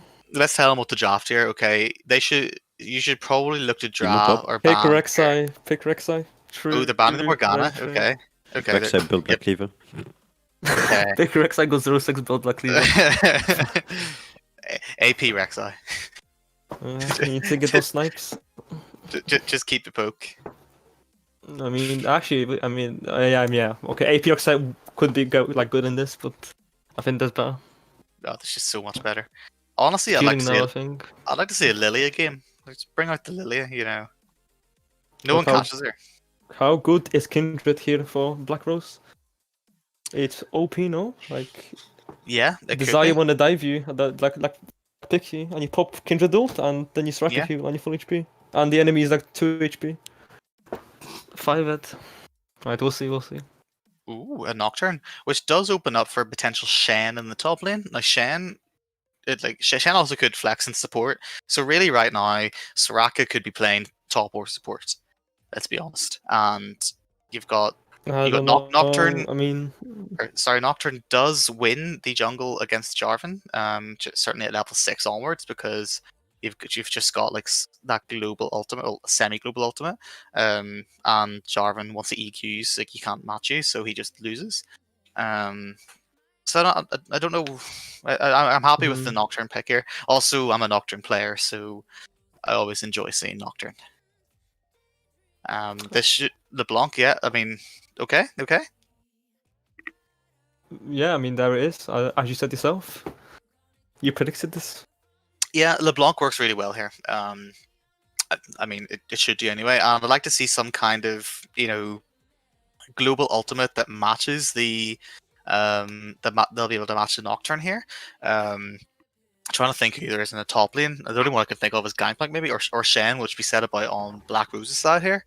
Yep. Oh, the Desire picking up Shen. Yeah, Or I the mean, hovering at least. I like that. It works really well with the Jarvan, and also takes it away from Black Rose.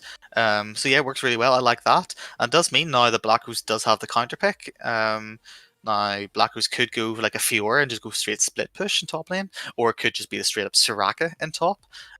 Who knows at this point? It could be a Zoe top and a Nocturne mid. I think the Galio is actually really good here. But where does Galio play? The Though? Galio goes true actually. Yeah, well, I don't. Yeah, I mean, I like the Galio here. Galio support. Galio Soraka support, Soraka top, Yeah. Nocturne mid. Yes. No. No. Nocturne jungle, Galio support, Ezreal ADC zone it. And That's then what I mean. Oh Soraka yeah, top. sorry. Yeah. Okay, yeah. I talked about the flex Oh. constantly. Connor didn't mention it. Or Zoe Okay. support, maybe, but I doubt it. No need to wonder anymore Ezra because Spo- we're Ezra heading Sports. into the champion selection. They'll solve it all for us. In the meantime, I'll let you guys in the chat have a look at the Twitch chat actually, because this, of course, with the start of the draft here in the champion selection, means we will once again go for a betting system here, and you can see betting has just been opened. And that means you can bet on the blue side this time around. It's going to be Dzyre Esports on the blue side, or Black Horse here on the red side. If you think they will take the clean 2-0 victory over Dzyre Esports in the series. If you think, however, it is going to go all the way to game number 3, give it your vote towards the blue side for Dzyre Esports. In the end, just be smart about betting, because I can already tell you there's one guy running away at the top. It's already Scarnio here with 10k points. So this guy, big PP balls.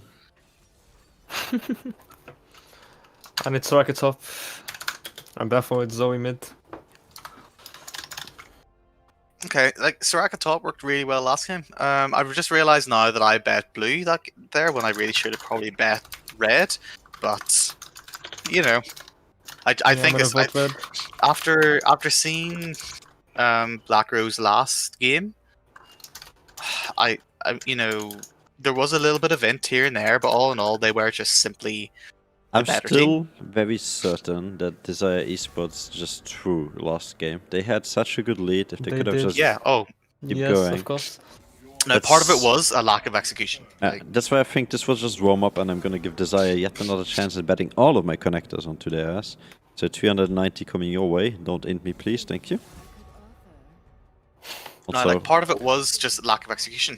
You know, they just weren't playing very well last game. Right. But looking at these comps, so Galio Nocturne is basically, in my opinion, a better version of Shen Jarvan. Because you got the shield in the Jarvan. You don't really care about shielding a Jarvan whenever you've got Nocturne Galio, which is reducing your damage from the Ashe, and Nocturne is just hitting people with on your back line. LeBlanc isn't going to be near you. And the Ezreal, Zoe, and the Soraka, they kite and they just run away, heal up, kite again. I really don't see Dzyre winning this game, in my opinion. I don't see them either. I think that the in the jungle, at least the Jarvan has to get ahead of the Nocturne, or else he loses. Like this Nocturne can just go even or ahead, and he wins. Jarvan has to be ahead. He can't be even or behind. All Nocturne has to do Yep. is simply just sit there and farm up. Farm to 6. Yes, Then Jarvan you're can't just, do that. Yeah, you're just a more useful Jarvan at 6 onwards. and has to gank and be ahead early, or else he's just a useless champion. He doesn't scale, and I mean, I guess Nocturne doesn't scale as well, but. And if I'm Nocturne here, I'm saying, look, guys, right, just play safe early. I don't care if you're 20 CS behind. Just play safe early. Just poke down if you need to, but just wait until I'm 6. Because once I hit 6, like he's just going all over, and he will just not let Dzyre play this game at all. Yep, unless Jarvan already is stumping him hard in the jungle. Let's hope that does. Oh, depends who you voted for, actually. we're And the gonna thing wait is, so, here like, 2 minutes and 50 seconds. Sorry, Quillux. And then we can have a look at the runes here. So because we have been pointed out here in the Twitch chat, for example, if this is PTA as well as betting on red. But yeah, we cannot check the runes nor the summoner spells. They have disabled the suspect hitter, which I think is a smart move, because this will, of course, diminish the chance of somebody seeing, for example, an Ignite top lane or something like that, which could cheese the lane. But yeah, they have to wait, as we do, to get into the loading screen and to see what the enemy has picked here. Yeah. Yeah, I'm kind of looking at the comp, like, certainly Dzyre have gone for a very standard kind of team comp, you know, focusing like all your damage on your maiden ADC, jungle just gank, gank, gank. Top lane certainly should like do all right in lane, but you know, like, what I don't really understand how Dzyre really win whenever you got a Nocturne Galio diving your back line, which is only Ashe Bard. You've got like an Ezreal Zoe, he's just kites constantly, and if they get caught up, oh well, Soraka, boom, like it's over. I just don't really see how. Like, this is Draft Kingdom, in my opinion, in this game. I think both teams want to go for picks, in my opinion. Like, they have the Ashe and the LeBlanc, and then the enemy has Nocturne and Zoe for the bubble and the ult. I think both teams want to get some picks before actually like 5v5 fighting. But when it comes to 5v5 fighting, I think that Black Rose have the upper hand. And in the last game, we saw that the execution was definitely favored on Black Rose, whereas Dzyre had the victory really in their grasp and threw it hard. And I just don't see, I didn't see anything better coming through from Dzyre that game that makes me think that they're going to come into this game with a game plan that's going to win them the game. Yep, I think we will see. Also, the Bard can actually save the Ashe. Like, let's say the Nocturne ult yourself and the Ashe, so when a Nocturne comes in, he like can't do damage to you. And then the whole team kills the Nocturne. That's actually a smart play, no? And it's actually like very possible to happen. But from after last game, I would not think the Bard will hit those ultimates. I mean, it's on yourself. It's on yourself. So like you have to hit it. He didn't fill me with much confidence there. Like if he does that, really that actually like will be so good. Because then like the Nocturne flies in and like what does he do? He just like stands there because they're bubble. That is 200 IQ. Yeah, I mean it's very highly possible to happen because of an it is possible. Nocturne, like yeah, what you do? It certainly is possible. Like I mean, I'm not. It definitely could work. Bard did not give me any confidence from last game. He doesn't have to aim it this time. He has to like aim it on himself.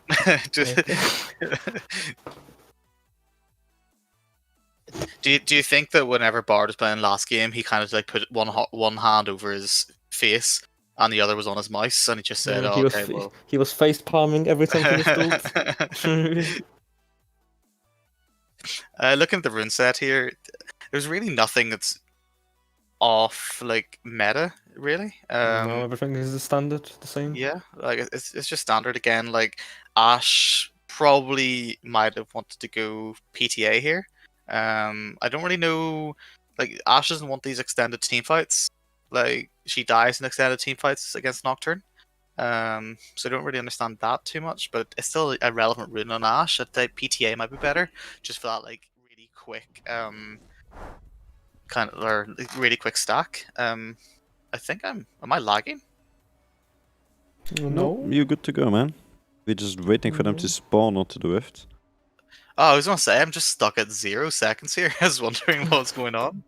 Sometimes client is a bit slow. And there we go onto the rift. We go 3 seconds, 4 seconds, 5 seconds. We are in, and let's have it for the win. Yep.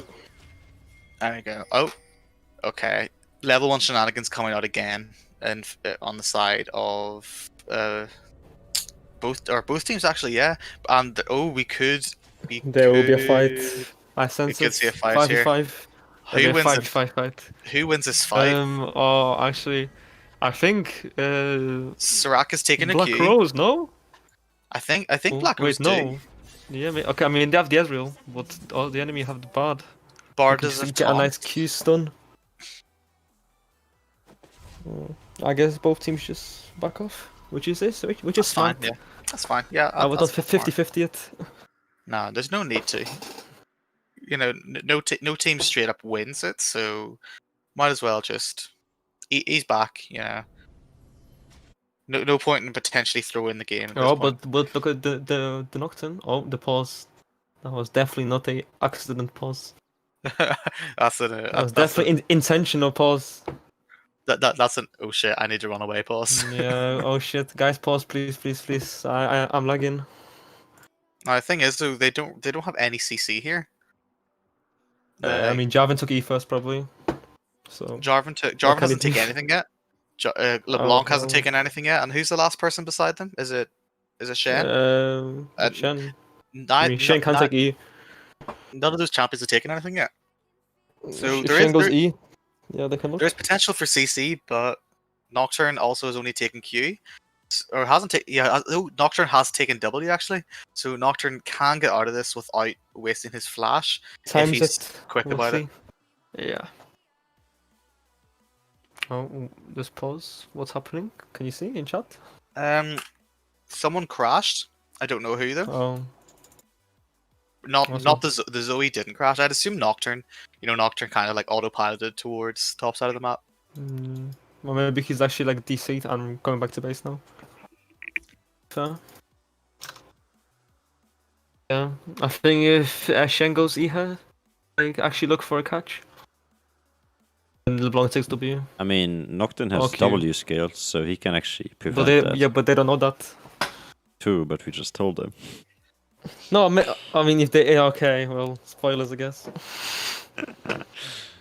The Nocturne is pretty safe here, in my opinion. If they listen to us, that is. I mean, Nocturne should be safe here. dedicated Normally to Q first. by the viewers. maybe I think of- think we had 10 people leave as Yeah. the game started, so they shouldn't be here anymore. I But think it's kind of cheating, no? Listening to us. I'm not sure. Any information about the pause here, Mr. Korlax? Sorry. Any information we got in the chat here from the players? Or because I did not They're chat enabled, as you know? both teams are ready. Yeah, there we Okay, go. there we They're go. unpausing. They're unpausing. That's what. Okay, now we'll see. Oh, yeah, he goes Okay, they're for not doing the anything. Ward 10 Oh. gold over the Nocturne pick. I agree. Early gold lead in favor of the Jarvan. Yep. Does grab the ward. That 10 gold could be all the difference. But they do know where the Nocturne is starting here. With no deep vision actually in favor of Black Rose. So Jarvan is going to be a bit of an enigma, certainly early, which is quite nice for Jarvan actually. Could look for an early gank, maybe top lane here on the Soraka. Yep, I think mid and top are both worthy looking to gank. Or both. For the Jarvan to gank. Yeah, both junglers starting top side, both really trying to. Well, both junglers are really saying screw this, like screw top. Jarvan does ping Nocturne there, is just going for standard clear, red, wolves, and probably head down into or chickens. Sorry, wolves. I mean, and he's skipping golems for no reason, I think. There's no need for him to do them, but it's fine. Like, I mean, look, where does he have to be? Nowhere, no? no, doesn't need to be anywhere. So, Like, so he just like full clear.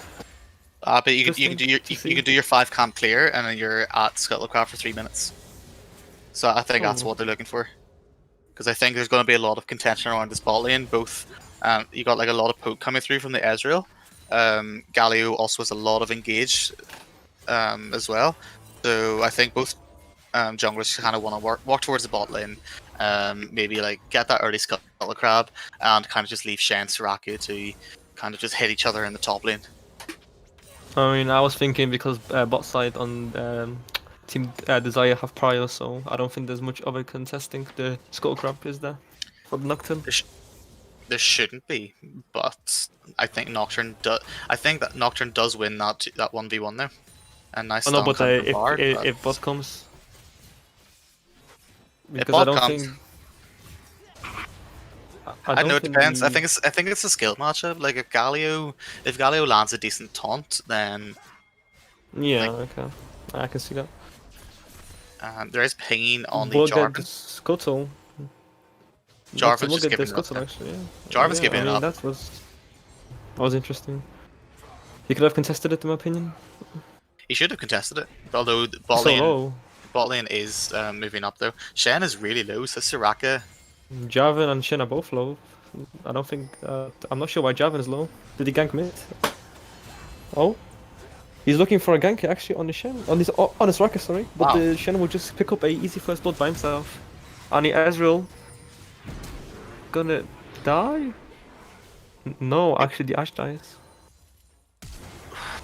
Oh, Okay, the Bard is redeeming himself this game. Is he gonna get a double? doesn't get Unlucky. He doesn't get a redeemed double. himself now in my but book. Big trading around the map here. A 2-for-1 in favor. Oh, there's Oh, another gank in the mid lane. Jarvan's going into the Zoe. Wow. They okay. get the kill. They get the kill. That was random. And I mean, she didn't even flash. I mean, that's just, in my opinion, really stupid from Soraka here. Soraka knew that the Scuttle Crab hadn't been contested, so Jarvan would be topside. Does have vision, but that vision's far too late. Oh wait, the Ezreal Bard is coming in good. here still. He wants the Ezreal. So I was- that was just like kind of a flurry of individual mistakes coming through from Black Rose there, from top and mid. Zoe shouldn't have Yeah. died there. Zoe still has flash up. So does Soraka as well, but Soraka was far too pushed up. Like she was lost before the flash or potential flash. Nocturne is looking for something here though. Shen still has flash. Shen does have flash. I mean, Nocturne has no flash. Nocturne has no flash, just so he So can't does do this much. run away. Yeah, and brilliant play from Nocturne there. Knows that not Nocturne, sorry, Shen, but knows that the Nocturne should be topside. So just backs off, like simple as that. Does lose out in a little bit of farm. Soraka is going to freeze it, but honestly, Shen's quite happy. He's got his kill. He's got 10 CS ahead as well. Galio's trading, and then my Ezreal's right behind them. They don't do much because they are Ezreal Galio. And this flurry of individual mistakes in the early game for Black Rose has led to a 1k gold lead at just below 6 minutes. I mean, it's like game one. Like Team Dzyre were ahead the early game. Yeah. That was it. But they're through, so maybe we'll see the same this game. Big Zoe damage, and that Zoe damage is going to get more disgusting as this game goes Oh, on. the Nocturne's coming for round 2. Well, I don't think this is a kill. Yeah, I mean, Shen is a broken champ. Shen's so difficult to in this gank. meta. This is a dragon for Team Dzyre, I think, and the TP from LeBlanc. TP coming through for LeBlanc. It should be confirmed Drake here. Yeah. They do know Nocturne's top side as well, so it's easy pickups. It's easy pickups. And Nocturne is doing the Scuttle Crab, so Jarvan mustn't have taken it top side. They really want the Shen. Now Nocturne should just be clearing the enemy jungle. Does know that the blue buff will be up soon as well, so should be able to just pick that up. Doesn't know where Jarvan is right now, but it's a pretty safe assumption. That he can Around just the take dragon, red probably, buff he to the thinks, blue buff. probably, yeah. Like Jarvan could have backed, I guess. That should be pretty easy. He has time, yeah. How close is Jarvan to level 6? Is this the XP bar? I really don't know what the XP bar is. Is the purple one. The purple one. He's close. He's about 75% of the way there, so he's getting close. But this Jarvan has certainly done a lot more in this early game for his team than the Nocturne has, which is what we expected. Really nice bar tunnel though. Oh. Yeah, the Jarvan gets exhausted though, which just disables him completely. Instant exhaust. I don't think that was necessary. Jarvan wasn't really getting in. Jarvan. Yeah, I mean, he missed the EQ, didn't he? Yeah, he did miss his EQ. Bar. He did a or flash smite though. Galio was weak, but I think that if Jarvan jumped in, like he was going to die to the Ezreal. So it's just, I think the what do you call it, the exhaust a little bit premature, but better safe than sorry. I always say that, better safe than sorry. Yep. It's perfectly fine. There is some trading going on in the top lane, but it's just a big wet noodle fight. You got Banana Girl and you got the Shen. Like there's not really much like Shen can do there without the Jarvan, because as soon as Shen jumps in, just gets silenced, and then boom, like you die. Nocturne has hit 6, so Nocturne should be looking to pressures around the map here. Jarvan is clearing the Rift Herald, with no vision as well. The vision game from both teams really is quite poor around these neutral objectives. I mean, they know games. where Nocturne is, I'm pretty sure, because Ashe just eat the jungle. Yeah, So they should know where Nocturne is. So this Jarvan is just happily farming up here, and Yeah, they know Nocturne is bot side, yes. that's a free herald. And if anything, you want to send this mid here. You want that LeBlanc roaming as soon as possible, because right now she's having a bit of a difficult time in mid lane. She does have that assist, so like that small goal deficit won't really mean much. But Zoe is just having a bit of fun with her. Doesn't really get punished at all by LeBlanc. There's an they engage by the bot right now. Galio, the stun comes. Oh, the Nocturne ult is gonna go in on the Ashe, and the Ashe should be dead. Oh, they ignite and the red buff. All the Ezreal flashes in and Qs just to secure it. I mean, that's to be expected by the Nocturne. Like he came online 6. Oh, and the Shen might get a kill here, a second kill. Oh, but mid lane, the Jarvan EQ into the chain Zoe. Oh, and that is what took for So one. No, it's 1 for 1. Yeah, that's I mean, a 1-for-1 that's like whatever. around the map. But they yeah, get the and Herald, so it's worth for Team Dzyre more.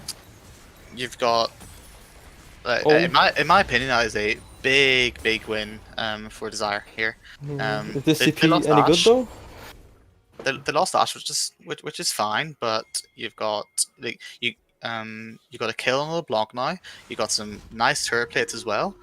Zoe is 0-2 in what should be a favored matchup for her. Jarvan has been like ganking quite successfully there.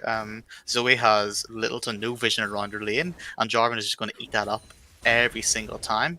Now, it is no doom and gloom for Black Rose. You know, ultimately, you're a Soraka into a Shen, like you're going to lose, but he's got a big shield around the map. You heal everyone around the map. Like it's tit for tat basically. So you're not too concerned in the top lane. Mid lane, 20 CS lead, but you know, like your Zoe is going to do damage anyway, and so for LeBlanc, who doesn't really scale very well, and you got bot lane, which is all in all relatively even. It's really just overall turret plates that end up being the gold lead for Black Rose or Team Dzyre. So I think if I'm Black Rose, I'm pretty happy so far. I mean, I'd be as well. Or maybe the Ashe would look for a solo kill here on Israel. Oh, okay. The double ult, which was unnecessary, but yeah, And the Shen ult as well. I guess. I mean, yeah. I mean, I guess he. I don't know. He wanted the assist or something. But no, perfectly timed though, because that now brings Shen down here for the Drake. I mean, Shen, he has CP. He has CP. It's fine. He's TP in He's gonna top. TP, yeah. Oh, the Nocturne's gonna go in for the Ashe, who has no flash or ult. I think this is a free kill. Yeah, it is. Oh, yep. And this might actually make him lose the dragon. I don't know why Shen left there. There's no need for Shen to go right away. Like he's only losing maybe 5 or 6 CS in favor of a Mountain Drake. And I mean, he ulted for like no reason, and then he Yeah. backed for no reason. Like, yeah, but Matsuk is just... he got an assist, and that was I it. don't know. And the Javan will die here, maybe. Oh, no, the Jarvan Zoe should be missed the fine. Q. Still going for it. Yeah, I think the Galio will survive somehow. Oh, never Bard, mind, the though. Bard flashes in. Ignite! The flash ignite? Galio's dead. Get this dragon, you think now? sorry, so I want to pull that back there. I would like to take a supports don't get much credit. That for me has to be the play of the game so far. What Flashing Bard knight? did there? No. What he did, right? Right, okay. So Zoe had the star, okay, at the back. Bard flashed into the star, which meant that didn't hit. Okay, he does not steal it. Ezreal gets it.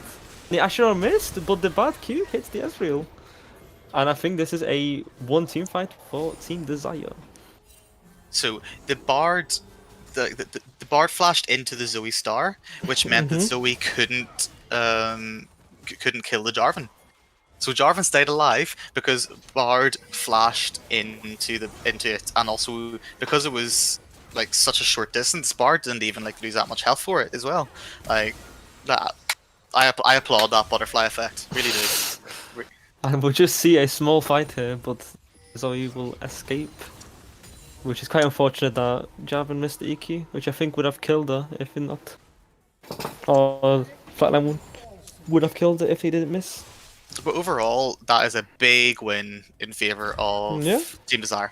They didn't get the Drake. They but didn't got- get the dragon, yeah. They got a lot of kills. So that LeBlanc is 2-0-2, which is scary now. She is going to be one-shotting the Zoe and the Ezreal.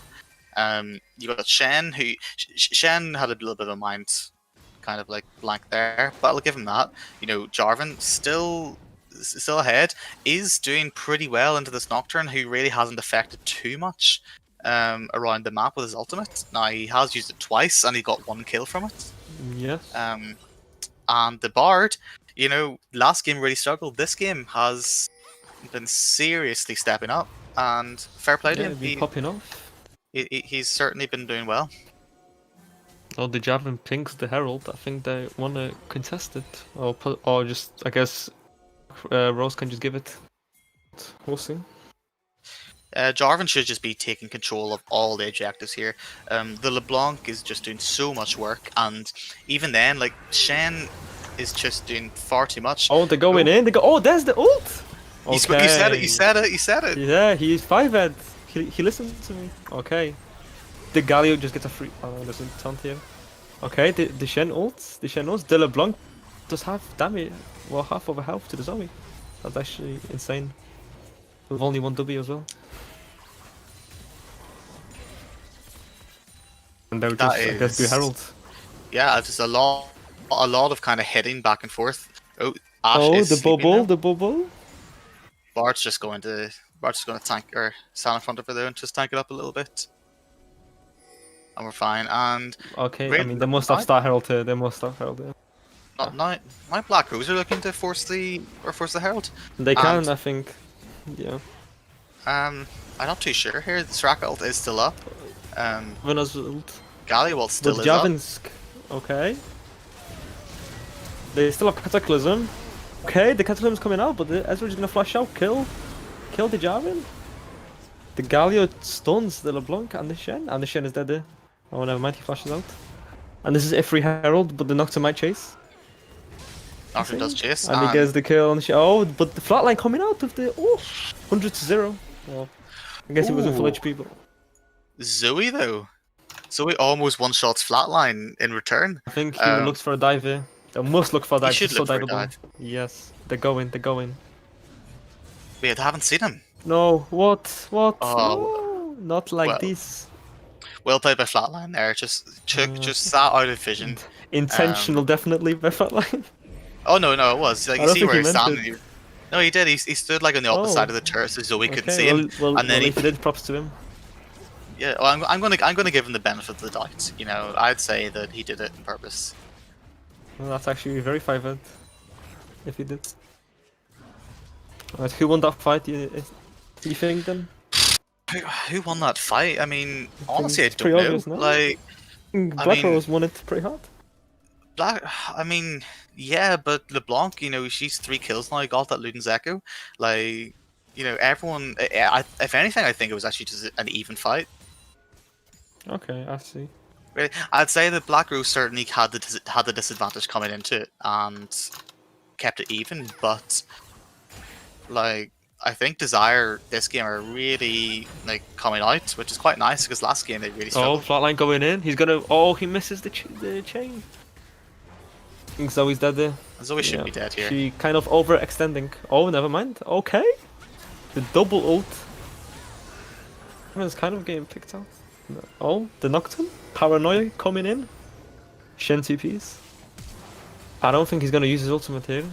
Oh, Nocturne. Okay, the bad. Oh yeah, this is a dragon gun. The Cataclysm coming? Oh, never mind. This is just going back and forward. And dragon goes to Team Dzyre. They're so back and forth here. Whenever I think that potentially like Black Rose could turn a fight here, they just int it essentially. Like I don't really know what's going on. The inconsistencies here are mad. But I mean, props to Team Dzyre. They are doing well here. Game 1, they really didn't come out of the at the start kind of swinging. But this game here, they're saying like game 1 was just an anomaly. You know, that wasn't us. Now we're playing, and I mean, same as game 1, flatline is the one that they're playing around here, and he's doing well again, and is going and looks like he can carry this game through to a victory.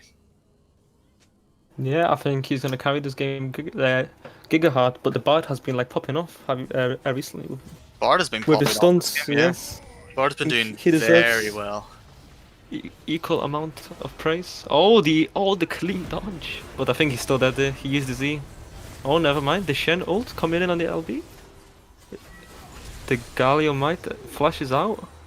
But the Bard ult. Oh, he actually hits the Ezreal. Okay. He still escaped the Cataclysm. I think they're overextending here. Oh, never mind. Nice No from the Bard, damage. or nice from the Galio there. Yeah, that was really good.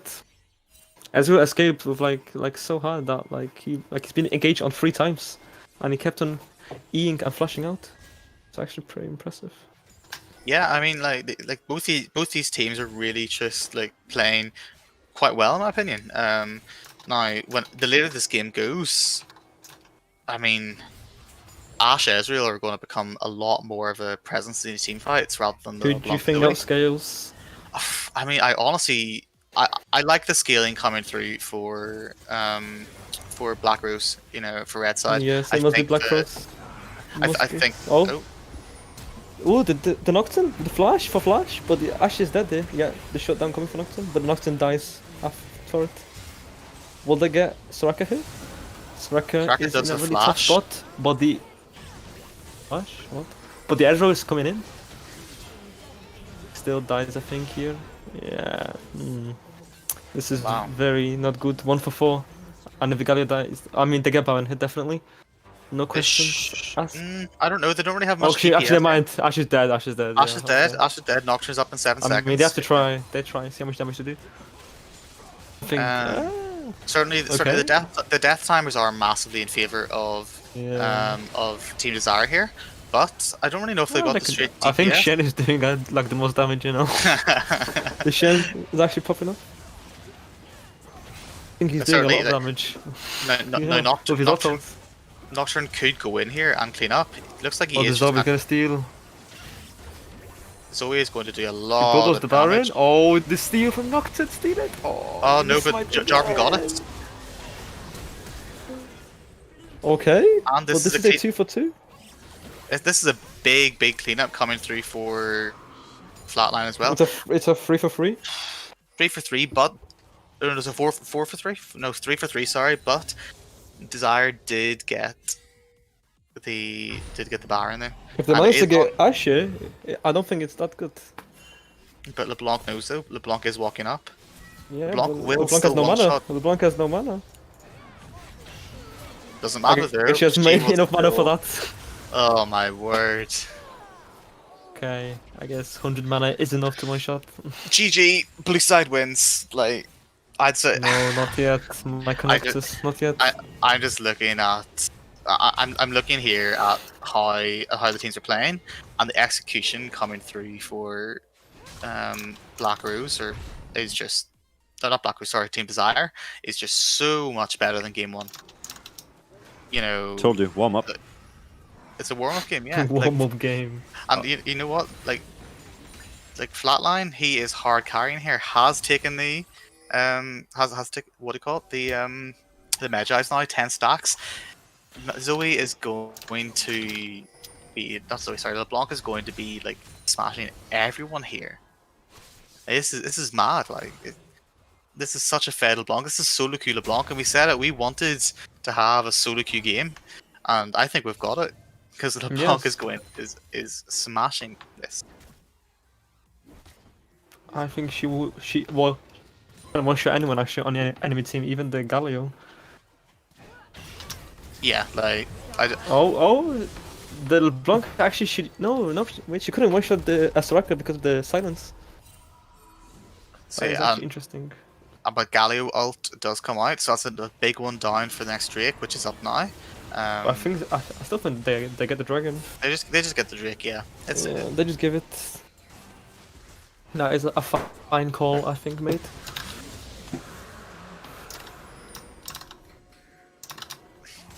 I mean, this is a rough game. I think I just don't see LeBlanc not one-shotting anyone. Like, I'd say that If she gets killed once, though, it's kind of iffy.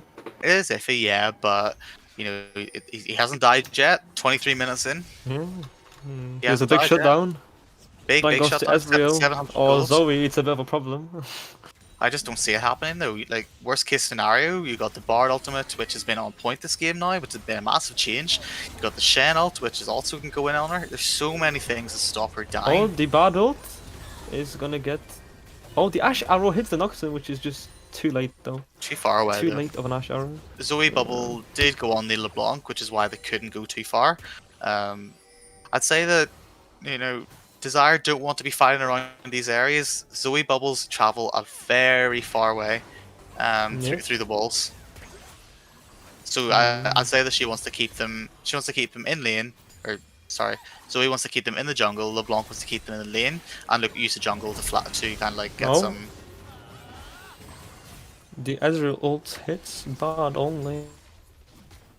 Soraka split pushing as well, which is big for Soraka. Classic split push Soraka in the top lane. Who would have thought would ever say that?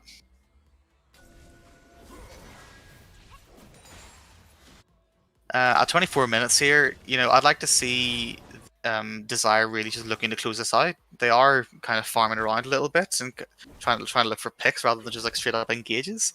And I think they're just far enough ahead at this point that they can look for an engage. They can burst someone down through the Soraka healing, and because Soraka only has Athenes right now, it doesn't even have the what do you call Ardent Sensor yet, so it isn't healing that much yet.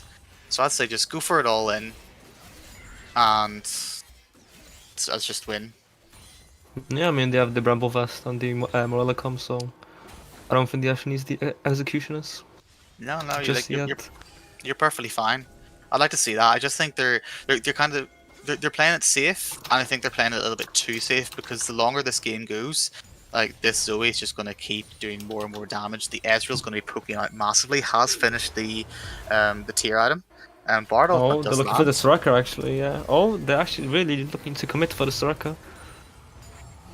I think she's just dead here. There's no. Yeah. Soraka dies here.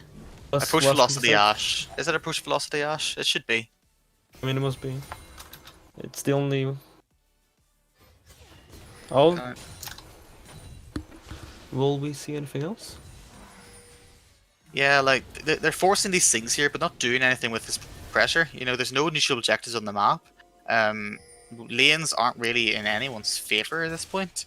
You're not pushing anything. Like, what are you doing? You're kind of just getting the kill, and then boom, that's it. You're happy enough with it, which isn't good enough, especially whenever you're looking to end this game sooner rather than later.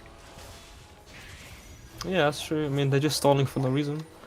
Yeah, there's a lot of stalling. There's a fight going on here, and I might just exchange of auto attacks.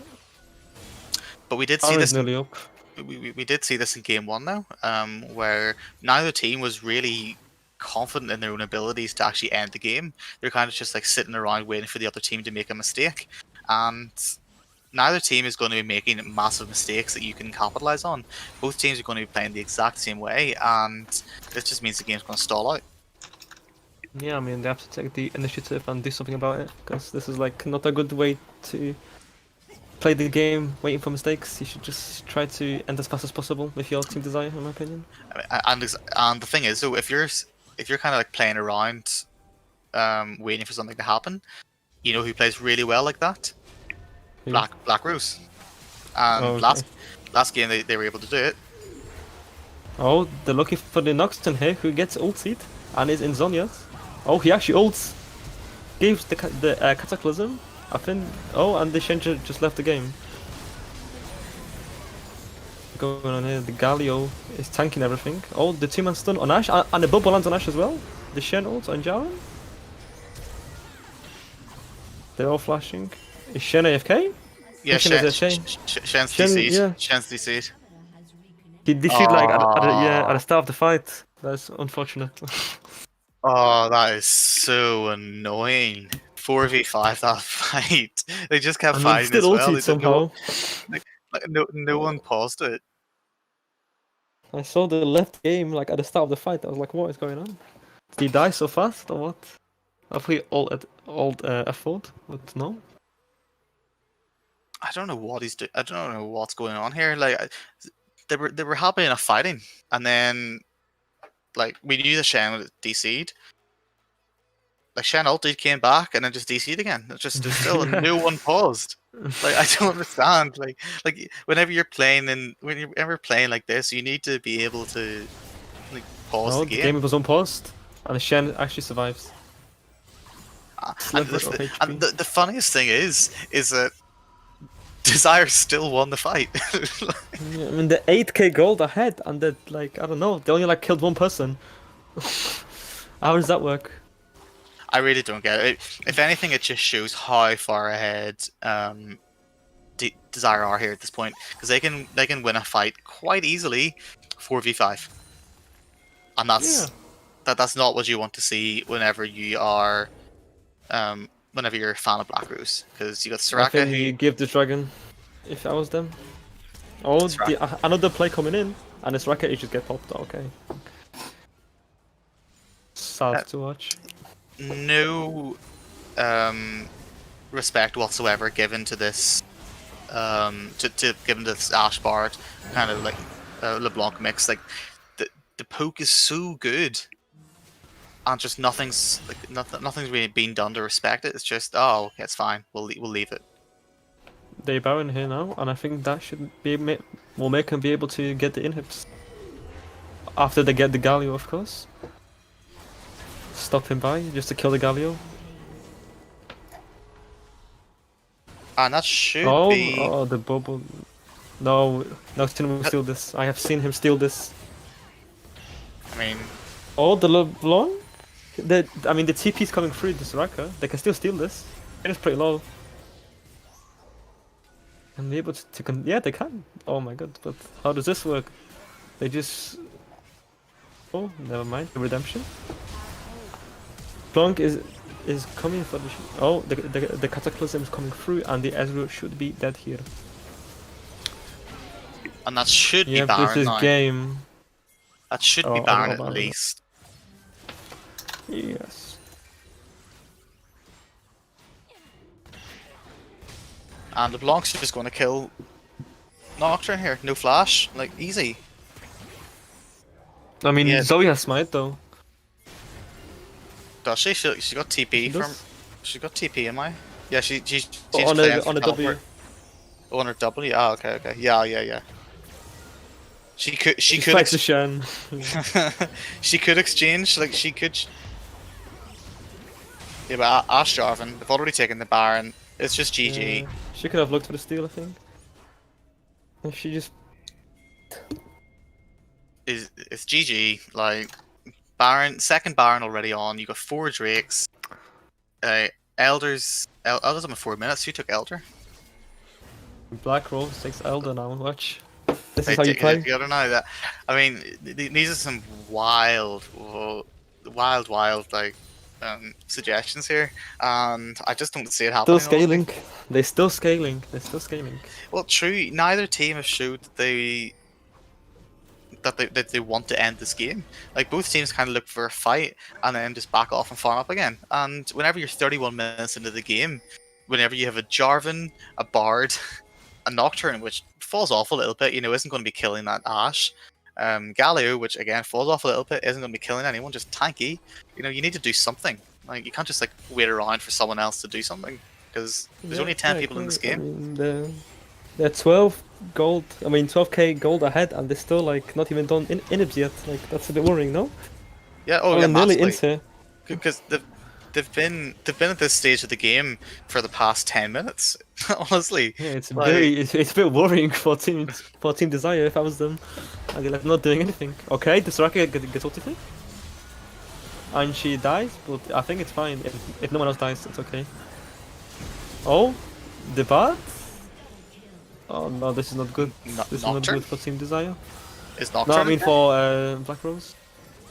I don't know what happened to Noxon. I just saw him ult in, and that's the end of him. Oh, this is the shutdown for... Oh, Ooh, close. 14 kills. Oh, he just dies to Shin here. Yeah, okay, Zoe can... No, they can... don't fish. Yeah, I think this is game. This I has to think be. this is the end. Unless, I don't know, Galio taunts everyone. And defense in time.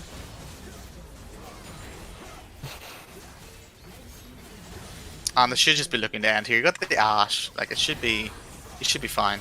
There we go. Yeah, this is GG. GG. Well played. Well played by Dzyre. And Dzyre come out, and they're now happy to...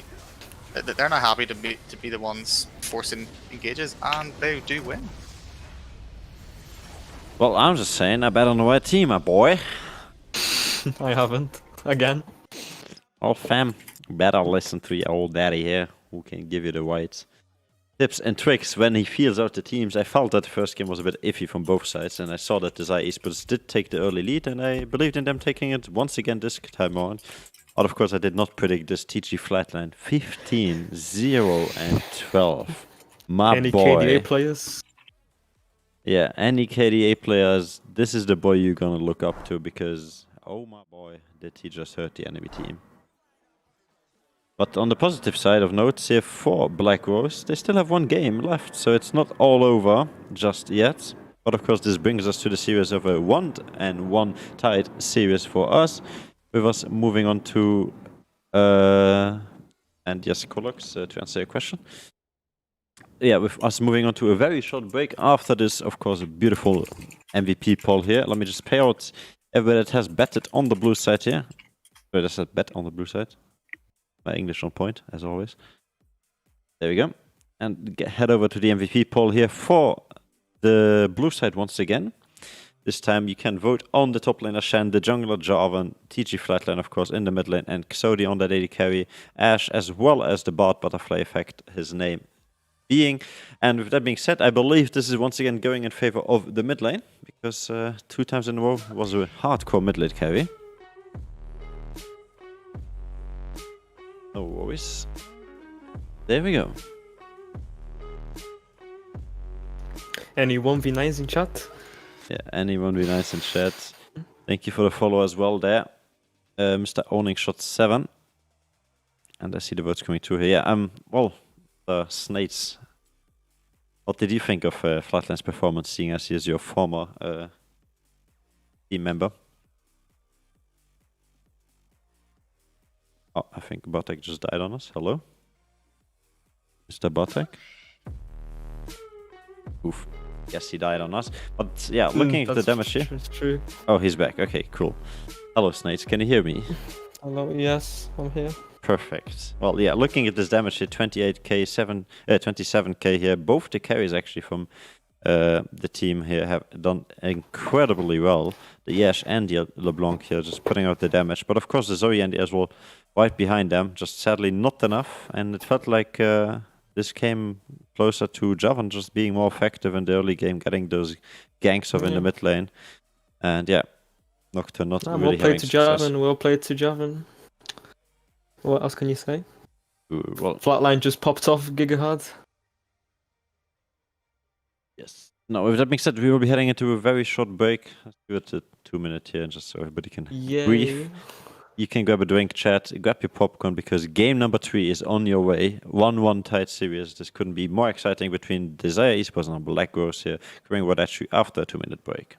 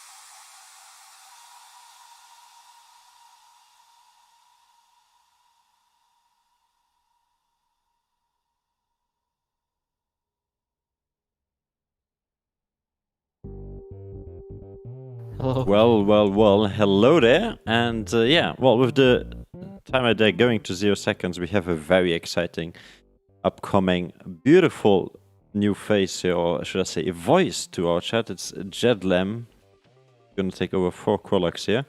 Scolex had to take his early leave.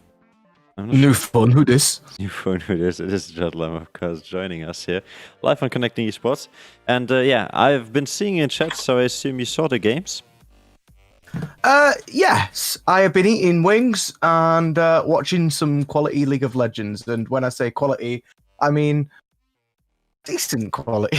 There's been quite a little bit of inting. I mean, especially in that first game. Yeah, I mean, we've gone to game 3 though. Which is great. I mean, I think Dzyre had that first game, you know, in their own hands and kind of threw that one. The second game, they kind of came back and really just focused themselves. However,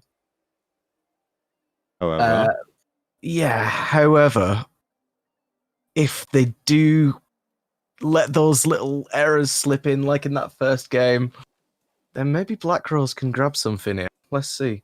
I mean, it's all going to be a game of getting past Flatline, because they need to find a way to shut Flatline down in that mid game. Otherwise, it's just going to be so hard.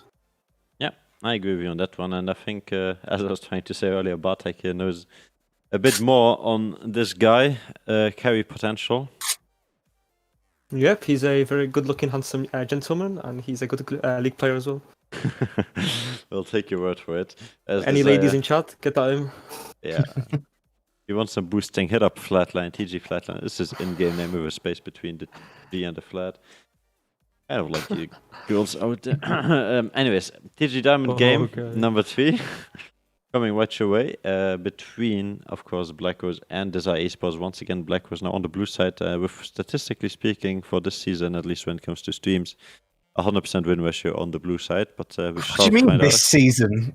Yeah, in previous season, 70%, this season, 100%. Let's find out once we actually get on and into the game. I invite. Yeah, I'm also waiting for the Invitus Totalis, don't you worry. I am also waiting for an invite. I will invite you. Oh, look at that gentleman. Yes. Just the best of best. But I don't have either of you on my friend list. How sad is this? You can still invite us with just inviting Jason07 with an E instead of an O. No space, no nothing. Wait, what? Absolute professionalism. Okay, I invited. There we go.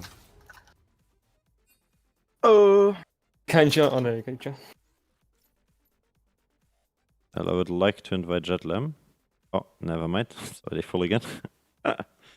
He's still missing people. Make space, boys.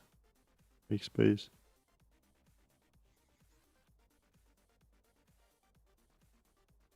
Aha, he understood. Okay, that is not the right guy. This one.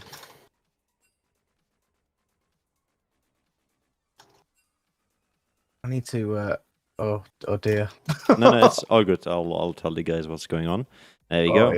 He got it. We have been doing this for the past 2 games, so we have the trick. There we go. Nice. Everybody is in the lobby, therefore we will be heading right off to our drafts in just a second, once these guys actually have readied up. Let me just give them the necessary needs for that. Then, yeah, what do you think, actually, Jedlam and Bartek, both of you spectating game or, well, commenting on it, who do you think is going to take this? Because now it's all for the win, if I'm correct. Dzyre. So... Team Dzyre, my friend. Dzyre. Yeah. I mean, Dzyre had game 1 in their hands and they actively threw it. I mean, they had 4 Drake, they had the lead. I mean, there were a few comments about, oh yeah, Black Rose this and that, but I mean, Black Rose did very, very well to come back into that. But if Dzyre just kept their heads and closed that game out, which again we saw a little bit of stuttering about in that second game. That second game could have ended. They could probably have ended that 10 or 15 minutes before they did. Yeah. 10k gold diff still couldn't. Happens. Well, yeah. Looking at this draft, we do see Oriana once again off the table here, as well as the Elise and Aurelius. So nothing new, just playing by the book. And you guys both have the links, if I assume correctly? No. No? Ah, that is a Why? beautiful How Oh, wait, feeling? I do, It's I in the do. lobby. It's in the Okay, lobby. yeah, okay. Right. I'm just a bit slow on watching, but we have him here eventually as Tristana gets taken off the board, and the Kog'Maw, so Dzyre not having any of that mid lane carry once again there. Then again, I must say the Zoe was also kind of scary. I think with the right setup that could work. Kazik is now off the table. Oh yeah, Jitlam, just to inform yourself, you have to do CC since Bartek is kind of the PP. No. We'll just shout over each other. It'll be fine. Yes, I am everything. I speak whenever I want. There I you can go. just turn my mic up louder. Oh, Graves first pick. What do you say I- to that?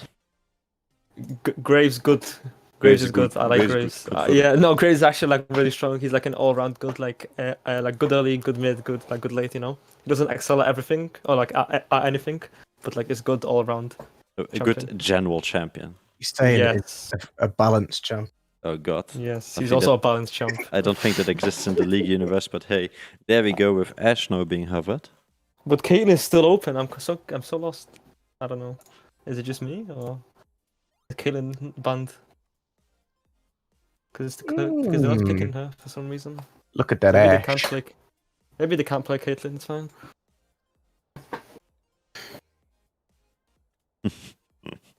I can't believe what I'm seeing. Anyways, yeah, back to this. Yeah, I don't know. Today is really not a good game. Challenger mode good bagging game. out, and now a dwarf see it, tool Ash. bugging out.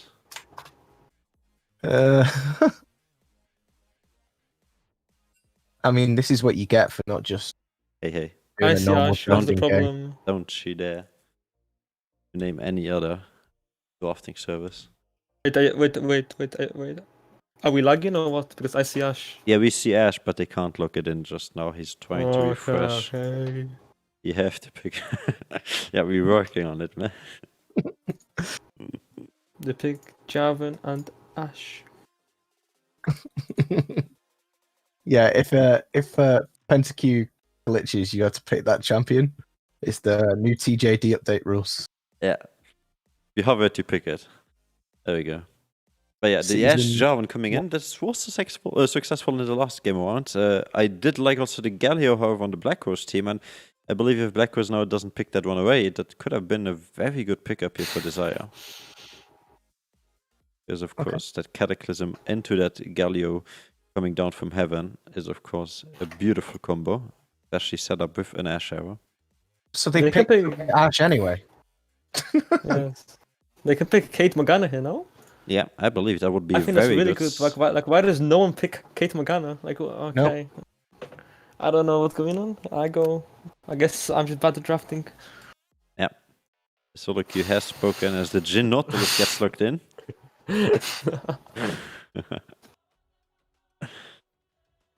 Do you not think that Jin's face looks like one of those crappy side quest Dragon Priest masks you get in Skyrim? True. A hundo. As we see. Actually, wait. If I'm not mistaken, it already puts us at a very low attack ratio when it comes to Black Rose. So they only have like 2 auto attacks on the Graves, 4 auto attacks on the Jin, and that's about it, you know? True. And then Nautilus ultimate auto attacks. And What do you then mean? the team fight is basically over for them after those are out. They pick Karthus here for the ultimate damage. because Exactly. They go Karthus and 1 more AD, and they're so good. I think this screams once again like from mid lane carry from Black Rose here. Swale putting on his sweatpants and he's gonna be like, fam, I got this, don't you even worry. As we see the trash lock in, that is interesting. Some lane dominance to answer the Nautilus. Second ban rotation here. Looking at Dzyre. Ban. Yep. Ban Karthus. Karthus is so good. But where would you send the Cartus? Into the mid lane? Mid lane. Oh, okay, interesting. Because It's I think it's in actually lane like it gets quite- actually quite punished right now. Especially if Ooh. you just saw Dzyre's flatline LB, so... Well, you just ban it. You have 2 bans. Just ban out flatline, and you have a chance of winning. The Shen ban. Is this yet another Soraka top? I mean, the smart money would be on ban out flatline, but Also, How do I say it? interestingly, they had the Very- choice of picking bots, because they didn't get banned, and they chose the trash over the bot. So I think Butterfly Fact had enough bot for 1 season. Well, the first game was pretty dodgy. The second game was okay. Named himself. I mean, you guys have done your research. How's Butterflies Effects fresh? Maybe you've not done your research. No, Fresh one I mean, trick, no? to be honest, these guys are pretty good at hiding their picks. Everybody that participates in TG Diamond is aware that we scout our PGGs as much as we can, as well as the enemy They use teams. Smiths. Yeah, they all practice on Smurfs or on custom games, which don't show up in your history. So yeah, luckily everybody's smart, and with the Cassiopeia off the table, I believe they're looking for something interesting in the mid lane. The Zoe, though. Kate's still open, by the way. Kate's still open. Caitlyn mid lane, I'm totally down. Like, outside is this? Caitlyn open twice, not picked. Yeah, don't worry, she got nerfed. 5 movement speed Yeah, gone. true. My bad. Yeah, she doesn't do damage anymore, man. It's over. She can't move as fast. Oh shit. Yeah. It's the on. That is good. Can you wait? Actually, does On break the own Jarvan Cataclysm or not? I wanna see. What? Because Yeah, what? does On break his own teammates Cataclysm or not? Or is it only on enemy Wait. walls, like Talia's wall and shit? I'm not sure actually. Because that is an interaction I haven't seen yet. Yeah, tell us in chat. That would be funny. I'm not even Yeah, sure if he breaks Orm breaks Jarvan wall. walls? Wait, what? It's a new thing or what? I never knew Orm breaks walls. Wait, he breaks Talia wall? Or am I totally out of... Wait, am I... He breaks it? Yeah, see, Andy says it. Okay, good. What does he break? Okay. He was breaks not- I Cataclysm wanted- wall. Okay. So Not we scare me trust like Andy. this. Yeah, we trust Andy. Yeah, see, he breaks every... Yeah, that's why he's picked into like Anivia and shit like that, and Talia. He's a wall breaker. Okay. And Twandalee, yeah. I could have put Kale top here as well. Would that been Pog? But then we have another 60-minute game before she comes online, mate. And I've seen enough Kale for the whole week. But yeah, the LB he actually picked up by Black Rose is a really interesting pick away, and I like it. It's carry potential, of course, and it's not this constant DPS that we would like when you have those double AD carries that only shoot 6 in total together. So yeah, 6 bullets coming out, then the LB burst. I think that should be enough to take at least one of the carries out, as the second carry is going to be the Echo from Dzyre here. So flatline, a swift time manipulator. Let's find out what he has in mind for this one, as we're gonna be heading into the champion selection and opening that betting for you guys. So just bear with us for a second as betting is about to be open, and give us your best shot here as we complete also the poll from last time, with, of course, the mid laner here being the MVP. And there we go. Betting has been opened. Go. What do you think, man? Who are we gonna favor here? So now that we saw they picked, actually I need to do exclamation mark points first. I want to know how much points I won last time around. I think I should be pretty rich right now. Oh yeah. Oh, I'm number 3 on the scoreboard. Let's go. Getting up there. But where are you betting, Jay? I believe I've seen enough Soraka of the day, and as I said, 6 bullets from Black Rose here is not enough to take down Dzyre, especially have a recall of time and an On and Jarvan. The LeBlanc. Yeah, I don't think LB One is gonna be doing a lot. One shot. Yeah, one You shot can't what? put magic resist. One shot what? The Ash? The Orm! One shot the Ash. Like, what's she gonna do, man? And in my opinion, I think if On itemizes correctly, if Jarvan realizes he has to be frontline here only with like 1 AD item, that should be enough. And then the Echo Ash just really hitting on the front line there from the Ash, and Echo getting access to the back line, just making them troublesome. I bet on the wrong team. Can you like refund me? I want to bet again. I cannot, my friend. I am very I sorry. bet on the wrong team though. I Nah, man, have you ever been into a bookie and gone, I bet on the wrong horse? No, but literally, Is that what's out for you? few sides. I thought red was blue. He's gonna go Oh, into the no. casino like the ball already running, you know, and he's like, I'm a bet on a different number. Give me my money back.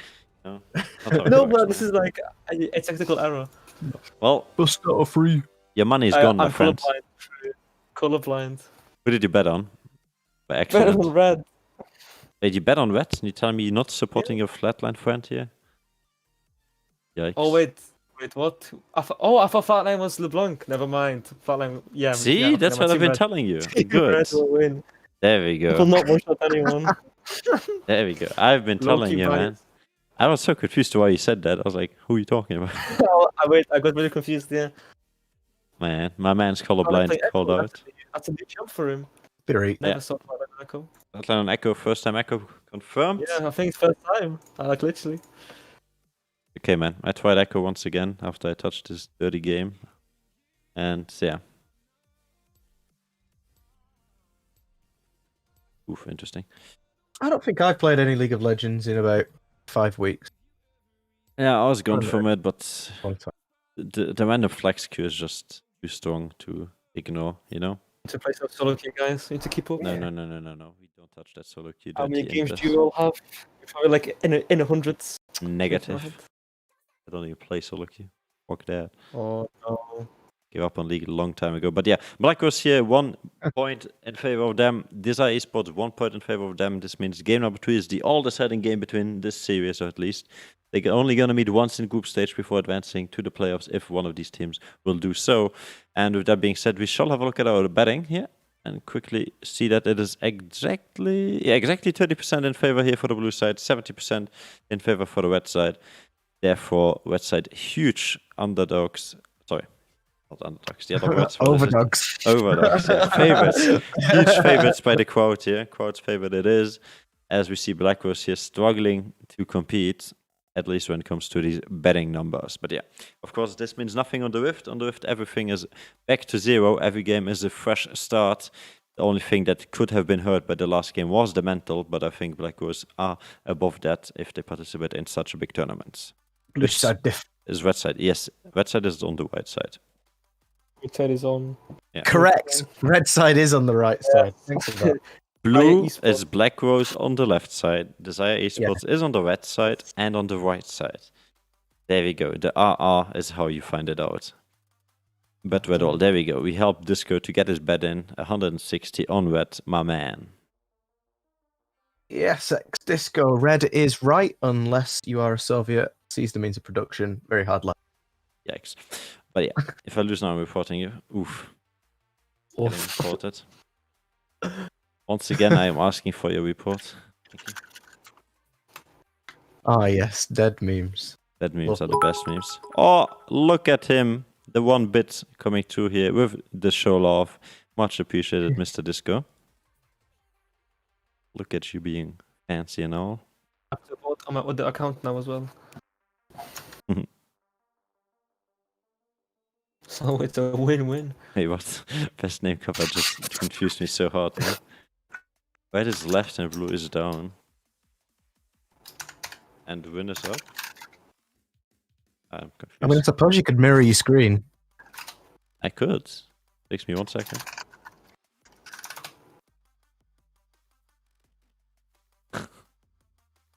Okay, the coach of Black was just texted me. I'm not gonna leak any DMs here, but that is kind of funny. Oh, look at that. Best name copper mirroring the J7. He's the man, the myth, the legend. What if my phone's flipped? Just turn it around so the screen faces the earth and then you're good to go. Anyways. 7 seconds left here before we head finally into this loading screen. Cannot wait. Yes. About time. Beautiful black screen will join you guys. There we go. Have a look at the black screen as we press Alt Z to use GeForce. Hashtag not sponsored by Nvidia. Yeah, Soraka in the top lane once again running that Airy. Graves here running the most broken wound at the moment, this phase rush. And then of course the Conqueror on the Jarvan. Grasp of the Undying on the on, looking to heavily trade into the Soraka. LB and Echo running that Electrocute, but the difference being on the Ignite versus the Teleport on Echo. And of course a Cleanse coming through from the Jhin here, just a very scared Jhin with Fleet Footwork in lane, facing that Ashe who has the Exhaust and the Lethal Tempo. Following it up by the Trash with an Aftershock, Ignite, and of course the Nautilus running that Exhaust for the Jhin with the Aftershock himself. So yeah, pretty standard actually, I believe so. I think the phase rush is the rune to go on the Graves right now.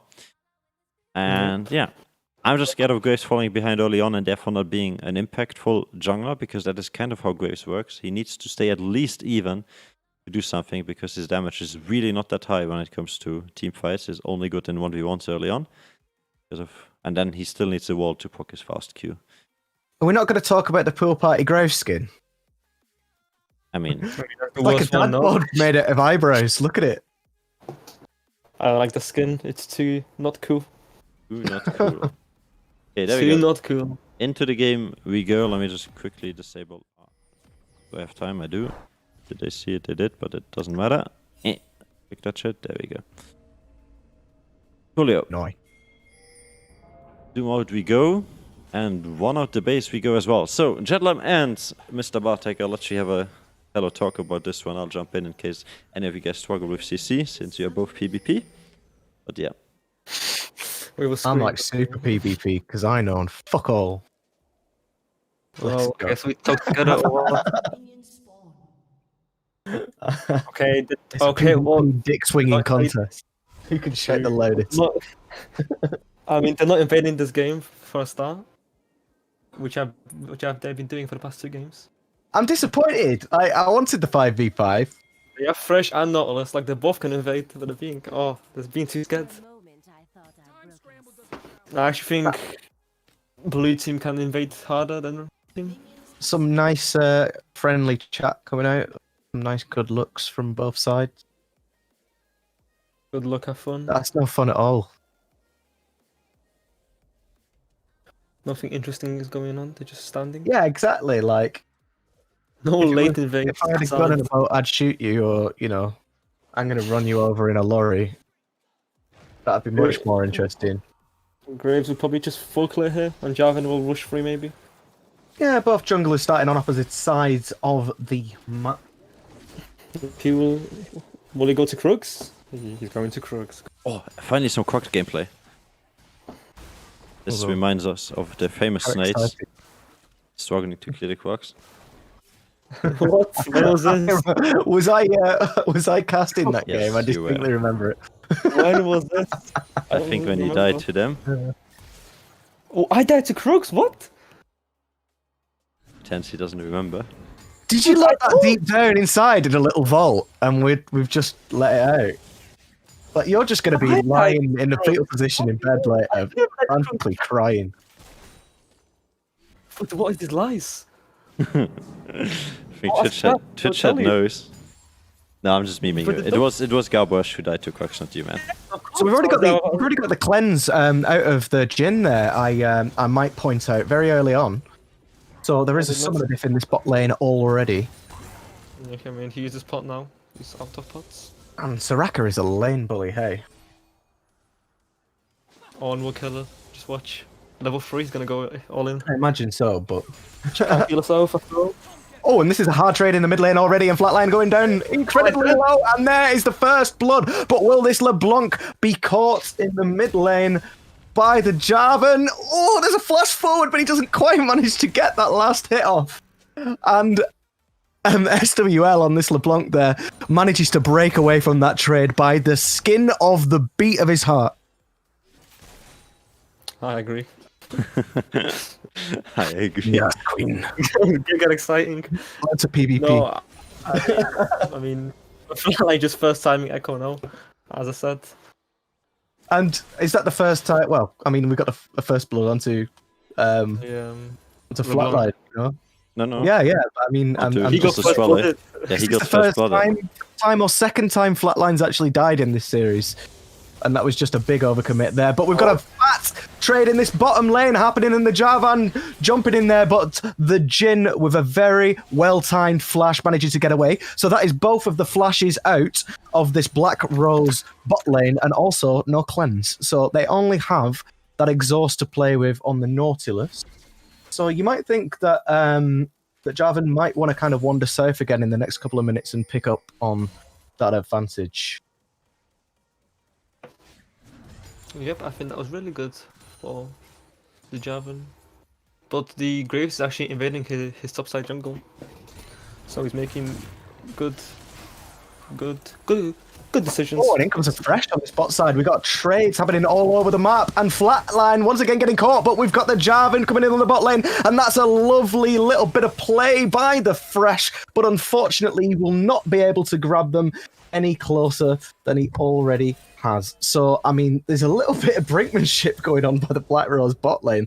They've not lost any deaths yet, but I mean, they've been... Second time Jarvan is just showing presence, man. This man really wants to get his team alive and ahead, but so far it has only resulted in his own team dying once. Oh, and in comes it's on, as predicted, but the Soraka gonna have a little bit of a chase, but she's chasing into the wave here, which is a little bit risky. We get the flash out from the on in the end. But the Soraka, if she kind of hard committed into that wave, then that would have been a really tight one. I believe this is the Banana Queen actually dominating the Heaven's God, but Jarvan's here to make a difference. And that's the combo with the Q and E sending the on down incredibly low there. But we get the Jarvan coming into the top side down. Soraka will surely be going down imminently. No, he's not. She's just going to run away. He ganked every lane once. He ganked every lane once. This first dragon, though, going over to Black Rose. What a disaster for Jarvan, coming short on 3 kills in each lane and losing the first Drake, which is an Infernal. What a punishment.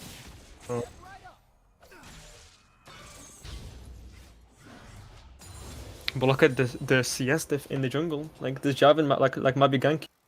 Yeah. Keeps on farming, like, that's good for him. Else the Graves, I'll be power farming this game. Gigahunt. I mean, this is what we were saying before the game started, though. I mean, the Graves has to be a little bit further ahead, you know. No, he has to go even or ahead. He can go even, it's fine.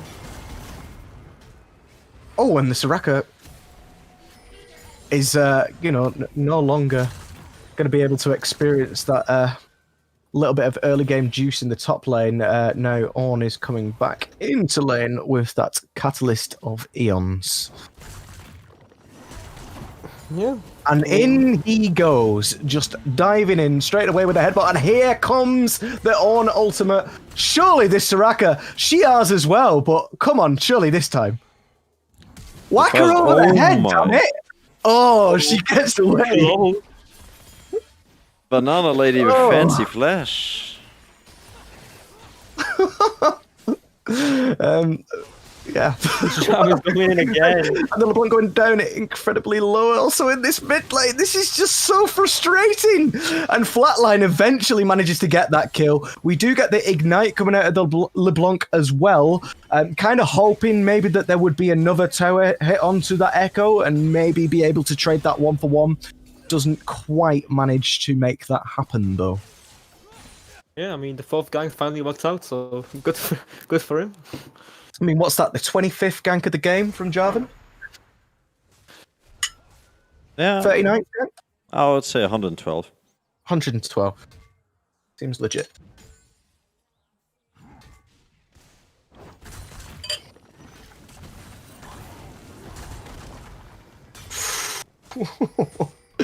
And that on a little bit aggy now. He's a little bit more aggression in his gameplay. He really wants to kill this Soraka. There we go. They agree with us. This was way too heated. They said, let's take a break. Let's take a briefer here. Jarvan, chill down, man. But yeah, Jarvan active ganking. This is how you do it, my man. Like, yes, his whole jungle was up for I don't know how long, but he still got in some pretty good ganks. The only deficit I would say that he has coming out of this whole ganking scenario all across the map is this Drake going over in favor of the Black Rose team. But what is I one wouldn't say there Infernal? was anything wrong with the ganks. Yeah, I wouldn't say there was anything wrong with the ganks. They've just really struggled to convert, Into kills. them into kills. Yeah, they've not converted them into kills. You know, they've had the lane pressure. The Jarvan's been coming in, especially into the side lanes. That bot lane through the tri-bush there, that really should have been resulting in at least one kill. But there was just a little bit of a lack of coordination. But, I mean, like we're seeing from Dzyre in a couple of aspects of the game, they just need to kind of bed into a game before they can really start to pop off. But that said, I mean, there's some aspects of this Black Rose game that are really interesting to watch as well. Bear in mind that both of the kills that we've seen have been onto the mid laners, you know, and killing the opposite mid laner. So, Sure. Yep. Interestingly enough, Bartek, maybe you can tell us what's going on in chat. oh, betting still up. Wait. Jason, what are you Who do doing, you mate? think actually outskills this game?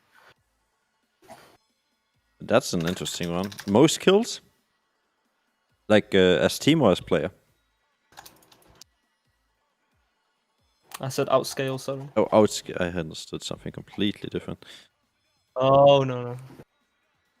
Outskills. Well, that's an interesting question because I do believe Graves with 6 items is pretty much unkillable, especially thanks to death stance and shit like that. And the Jhin is also very scary, but then you look on the other side, you have a Jarvan and an Ornn, which as frontliner, well, I wouldn't say Jarvan scales, I'd say Echo on yeah, not on scaling, scale. but they're pretty good frontline, so I do think the damage falls off. Once again, the 6 bullet meme here. And We are back. We are back. We're ready for an unpause. Everyone seems ready. Come on, let's go. Let's play a game of League of Legends. I do think it favors Black Rose a tiny bit here with the scaling, but not enough to say that it gives them an advantage, you know? Yeah, I'd actually think Black Rose outscale. If they stall, even if they get ahead a little bit. I suppose they got that 2 support set up. They've got the Soraka who, you know, once she gets a few items into the game, she can just keep you immensely healed up if she manages to stay onto that back line. And also, obviously, they got the engaged potential of the Nautilus, which is matched by that of Thresh. But, I mean, for me, I'm just looking. I don't know, man. I think Dzyre have the potential to do... If they can scale, then they can do a ridiculous amount of damage if they want to. And I think, like, I don't know. Like we've seen Not in too previous good if they- games, though, they struggle to close out a game. Both Yes, teams actually, yes. so. Interesting enough, Herald in the mid lane. Will be a lot of plating Don't get this shared. tower. Maybe not. The I think Echo it's will just going to be a trade of plates between the mid and the bot lane. I'll play back with there, realizing that if he goes in and shows some presence with the Jarvan backing him up and his ultimate being available, they will not be able to take that first tower just yet. And therefore just plating traded in the bot lane as in the mid lane.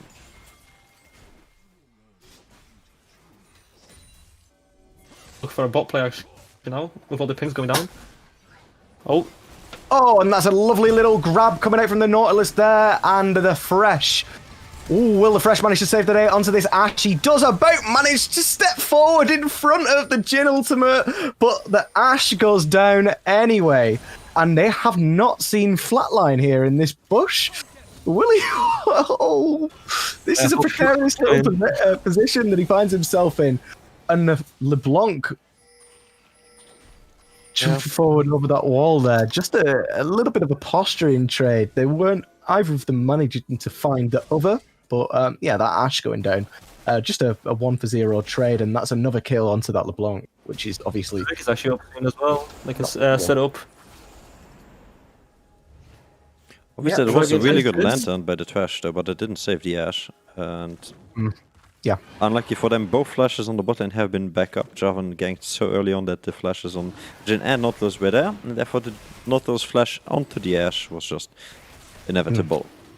Well, give me your opinion on this, though. I think that the Fresh, if the Fresh had walked forward slightly, then would have been able to block at least one more of those shots from Pretty Jhin. sure you should have blocked the first one so Ashe doesn't get slowed, seeing as he has the flash and the Flay is still available. He could have survived that one, in my opinion. Yeah. Because the Flay procs is aftershock, at that point being tanky, you flash away, you survive. But yeah, Bingo bongo. too late now. Yep, and I guess they'll just go back to farming now. Nothing on the map today. Nothing ever changed for the top lane. Like, I mean, the top lane They matchup don't is... have TPL either. Yeah, but like, the top Pretty lane boring to matchup watch. here is, in my opinion, just reached the point where nobody can kill anyone. Like, on Doesn't have enough damage to kill the Soraka. One can kill her. One can kill her. She's an assassin. She's gonna What? She's heal. an assassin. Look, Soraka going dark ceiling and otherwise fairly boring lanes quite interesting. Respectable. She can ult and like get easy stacks. true. Yeah, of course. Yep. Monkey brain. 5 stacks out. If they get 5 kills. Ooh, what an early ult by Flatline. They yeah, see the Flatline. Onyx Spirits. He's dead here. He's dead here. Oh, he's going to drop forward the dark into side. this LeBlanc here. We've got a TP coming in. Flatline incredibly low. There it goes.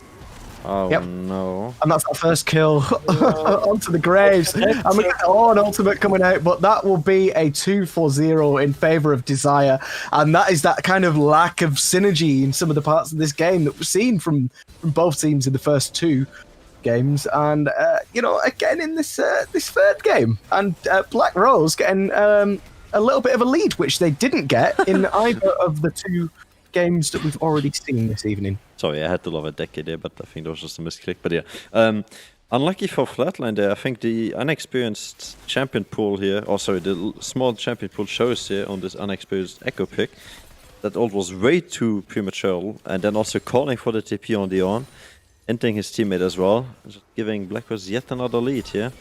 2k at 13 minutes, not the end of the world, but definitely a good position to be in.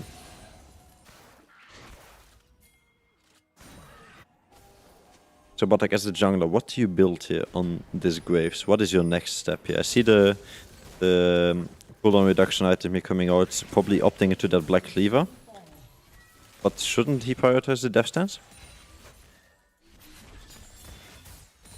That is Brain AFK again, I think. Yes.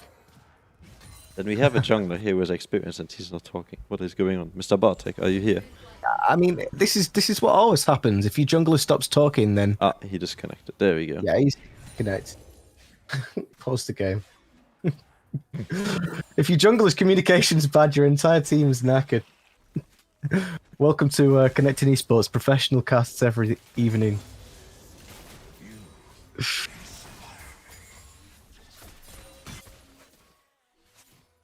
Got a nice little rotation here. The Echo is moving towards this bot side to meet the LeBlanc, but yeah, kind of slow about it.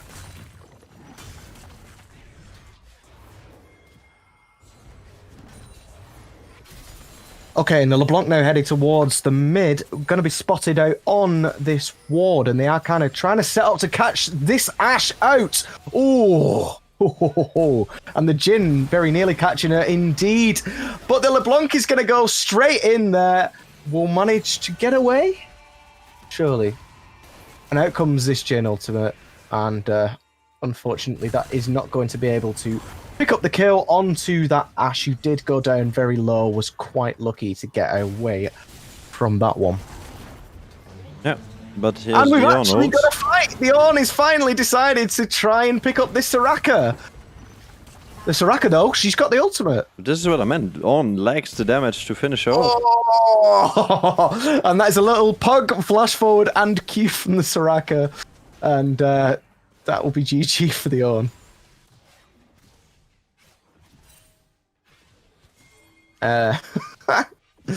Yeah. And they keep just trying to balance and check the Soraka to turn her back into a support, and Soraka says no. Yep.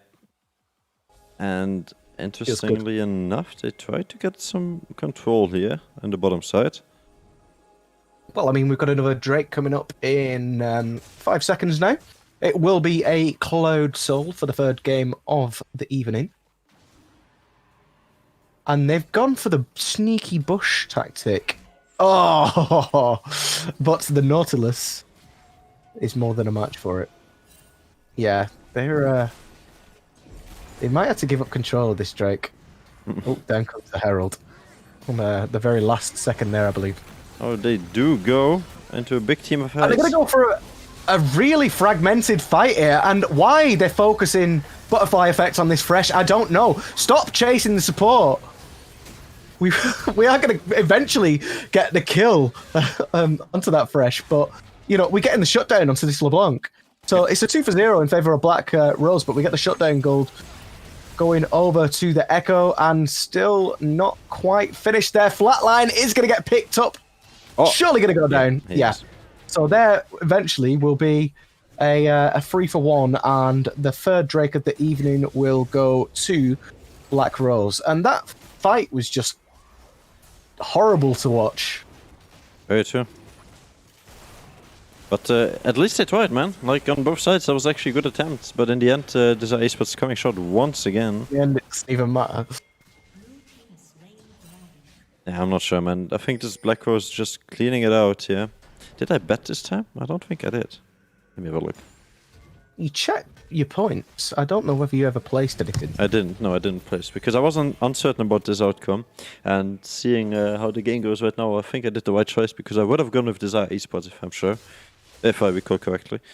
And yeah, looking at the Dzyre Esports, they're kind of struggling right now. I didn't believe in the Soraka anymore, but seems like they have the endurance of playing Soraka 3 games in a row and still having fun at it.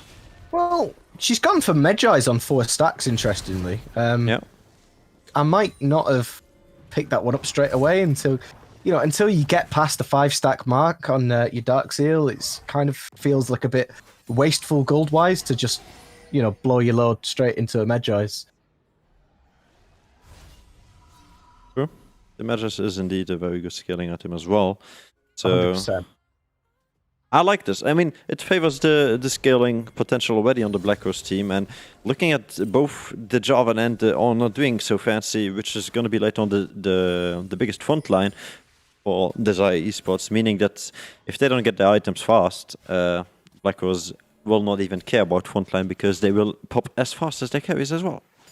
Man, the people want to see some action. This is just like the last few minutes has just been watching people kill wards. Well, there you go. And in comes the Ornn ultimate, and he's going to catch the Nautilus there. The Nautilus kind of flashing away, sort of into that wall. But the tower on that top lane is going to go down, and we're going to get a massive ass fight here. And the Ashel catches that Graves out. He's going to be backing away onto the back line. Out comes that Soraka ultimate that gives that Black Rose a chance to regain a little bit of that HP. But what a fucking team fight, mate. 3v4 holding out for a teammate to revive. Soraka's like, I'm out the last second just to make it extra spicy. I'll be swinging in, swell it, just like swing left, swing right, everybody dead. And Trash, last man standing, 12-2, 34k, 227k in favor of Black Rose. Yikes, yeah. I mean, they certainly can't end here, but we've got a Baron up in 25 seconds. They can get some good vision around there. They can reset. They don't even need to reset, I think. They can just look for a pick here. Well, I mean, they can look for this mid lane tower for sure. A mid lane pressure into a good pick. They have good vision already. LB is doing exactly this. 1v3 though. And that fresh hook just about skirting around the LeBlanc. There it goes, yeah. And there's that tier 2 in favour of Black Rose in the mid lane. Yeah, and our famous jungler has returned. Mr. Bartek is back in the channel. Not sure if he can speak yet. He had an outage of electricity, so most likely his mom cutting off the power after he was screaming too much after that Pork team fight we just saw.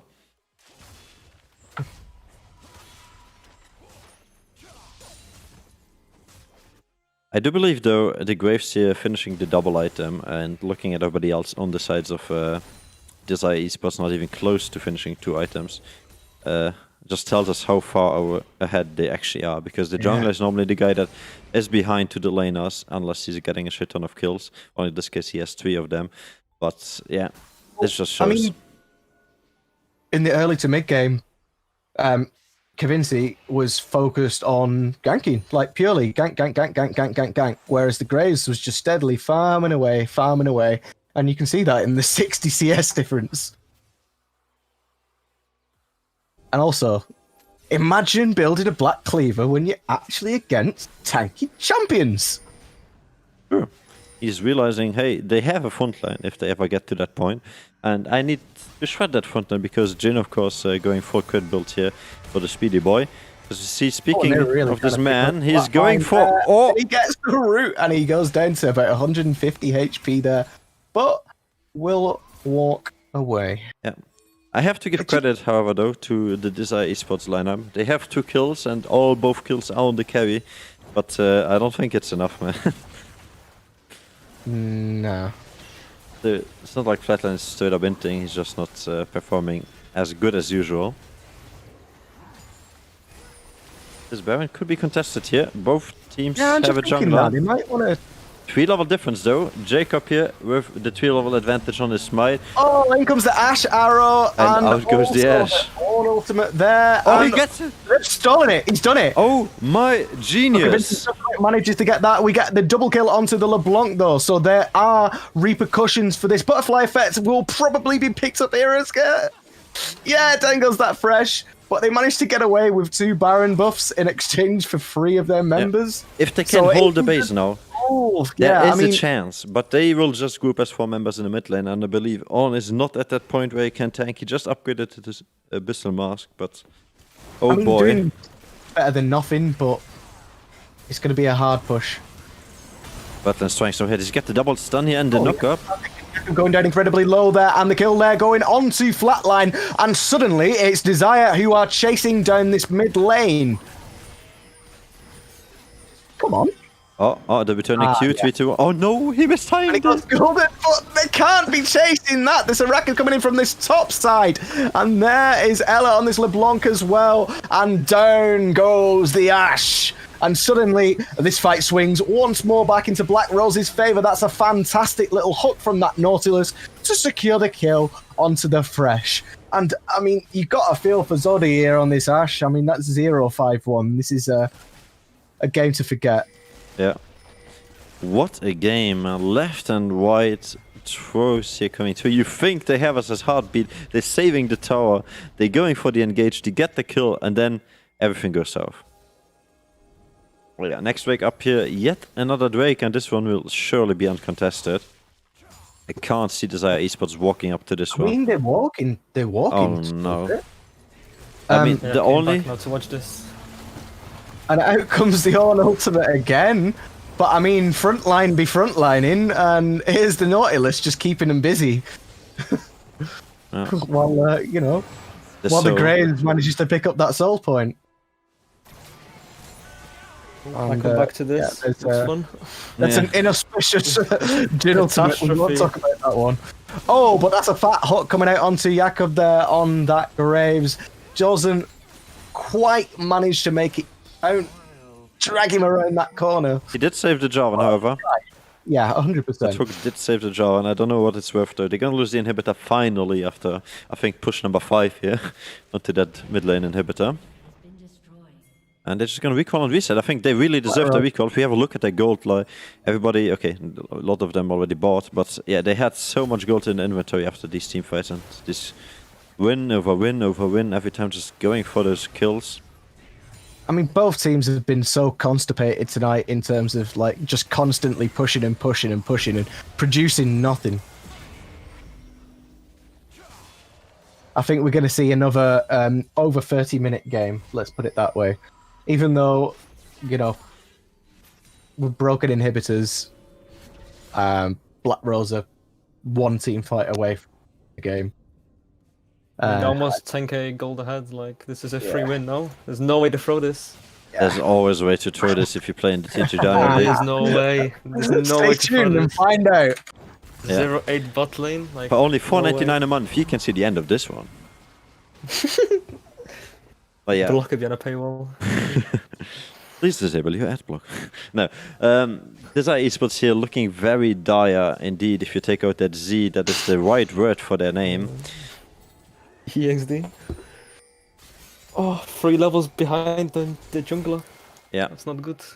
Kevin C here definitely struggling to get those smarts, and he did steal the Baron.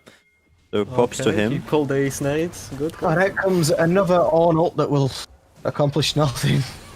Oh my. Oh! Ash. She had the ignite still. She had the ignite. Oh. She could have ignited. Whoever is Help your your room. angel, man, you have a lucky one.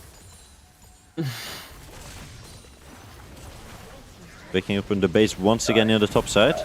They can just walk in here. I mean, Even Stoneplate on Javan doesn't do shit to the Black Cleaver of the Graves. they can just walk through the front door and put their feet on the coffee table. Yeah. Like, just keep pushing, man. Come on. I'll give it another 4 minutes here before this game is over, What seeing you as there's want? still a tier 2 on the bot lane to take. Unless Another they 4 end. minutes. Yeah, now. I mean, Oh no. yeah. I mean, they're gonna fight this. Enemy team can't defend. Oh, the exhaust, actually. That's why they just wipe they back to full needed, HP. And let's look at They what needed Jin a is lot of heals there shooting. and come back there. A couple of fat W's, and we do get that redemption coming in there. The Jarvan's now back up, so we've got all 5 members of Dzyre to fail to defend this Nexus. Oh god, that Soraka ultimate putting just HP bars in their favor. Yeah, and yeah. That's that game, was that. man. Wetland's looking to go in here. He's not even going to poke the stun, and this is just focusing the Nexus game. Yeah, I mean, Damn. yeah. Good game, good game. I think this was Close. our fastest game, if I'm not mistaken. As well Yeah, as it was only our 45 most minutes. one-sided game. It was only 3/4 of a day. Damn, man. I'm blown away, like, honestly. I expected a hype game 3, but I didn't expect this. This is... Props to Black Ghost here for pulling this Slaughter. one up. Yeah. Definitely very, very interesting to watch this one. But yeah, seeing Black Ghost potential here. The Soraka finally paying off here in the top lane after picking it 3 times in a row. It did do something this time around. I think we don't see the Magi stacks afterwards, but he didn't die, so I believe he reached the full potential there on the Magi stack. And even Henrik Young, man, this guy on Jin, 3-0-6, and Dekai 1-0-10. Impeccable bot lane. Like, if you look and compare that to the 0-5 and 0-3 on the bot lane of Dzyre Esports here, I do think that is just speaking words. And then, of course, Swallow just once again putting that big backpack on with his teams inside of it and just carrying to the win. But also Jacob, beautiful stuff this time around. I think this was a team effort and well played to Black Rose. Let's I get couldn't agree. a fat Voti boy up in this chat. Yeah, that's actually, I want to hear Twitch chat, because this one, after we completed the betting here, congratulations on those few members who bet on the blue side. You had a real MVPs here. Choke on your point. I lost every game today. I think. Oh yeah, speaking So of MVP, this brings us to our poll, and I think this is where I really want your opinion, because I couldn't decide on who is MVP of this game. Is it the Soraka? Is it the Graves? Is it the LB? Is it the Jin? Or is it Deki? I think all of these guys did so well in this game. Only 3 deaths in total. Like, I don't know, is that a lack of kills on the enemy team, or is it just well played by you guys? But yeah, we'll find out here. Jungle did this game. Let's have a look at these damage graphs. Yeah, we'll have a look at it real Interest. quick. Oh boy. Oh boy, indeed. The perfect pyramid here. Soraka too broken, I think nerf damage. Yeah. Oh dear, the Soraka doing more damage than the Echo. I mean, the funny part here also being the On doing more damage than the Ashe. That's just, yeah. Not a good look. Not a good look. Yeah. What, was Azir banned? Or... Yeah, Azir wasn't banned. Why didn't he pick up Azir? This would have been a perfect game for Azir. I don't know. Is Azir bad into LB? I don't think it is that bad, right? It's just a skill matchup. It's a bad matchup. It is? Okay. Well, Ifana said it himself, so. maybe that's why. Yeah. I'm confused here. I'm not sure about what to think about this composition here of Dzyre Esports. But yeah, I guess we can only say one thing for sure. That is well played, and GG to Black Rose here, taking this win after this beautiful series here. We had a roller coaster of emotions, if I may say so.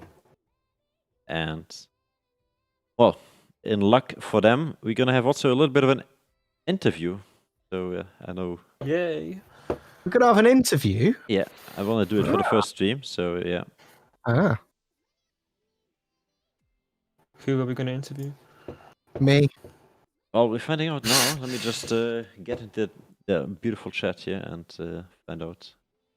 Is it like a job interview? Yes. Yes. What are your qualifications? I can play LeBlanc. What do you feel like you could bring to this gaming organization? Okay. I can bring my LB. Very clean. Just drag someone in here. Come on, No, I'm not abusing Yes. that power. Steal them. No, steal no, like no, steal no, them no, like you no. stole me. take them. Hey. I never It's did traffic such these things. games. I was in voice chat once, and he just like fucking robbed me. That's Like he just not took true. me. Don't even. I was There's not no such prepared. I thing was as- like talking. No. There's no such thing as admin abuse. Yes. Hey, Okay. Emil wants to join. Wait. If you want to do it, then I will. No, we got a guy. Someone in there. Yeah, someone Who, here. who wants to come? Got some people. Not the first time. The I've heard that. ADC. This is the ADC. There's Magic. No, he's not the AG. He's the coach. Oh, you mean Emil? Yeah, Emil is coming as well. Hey, Magic. How are you doing, my friend?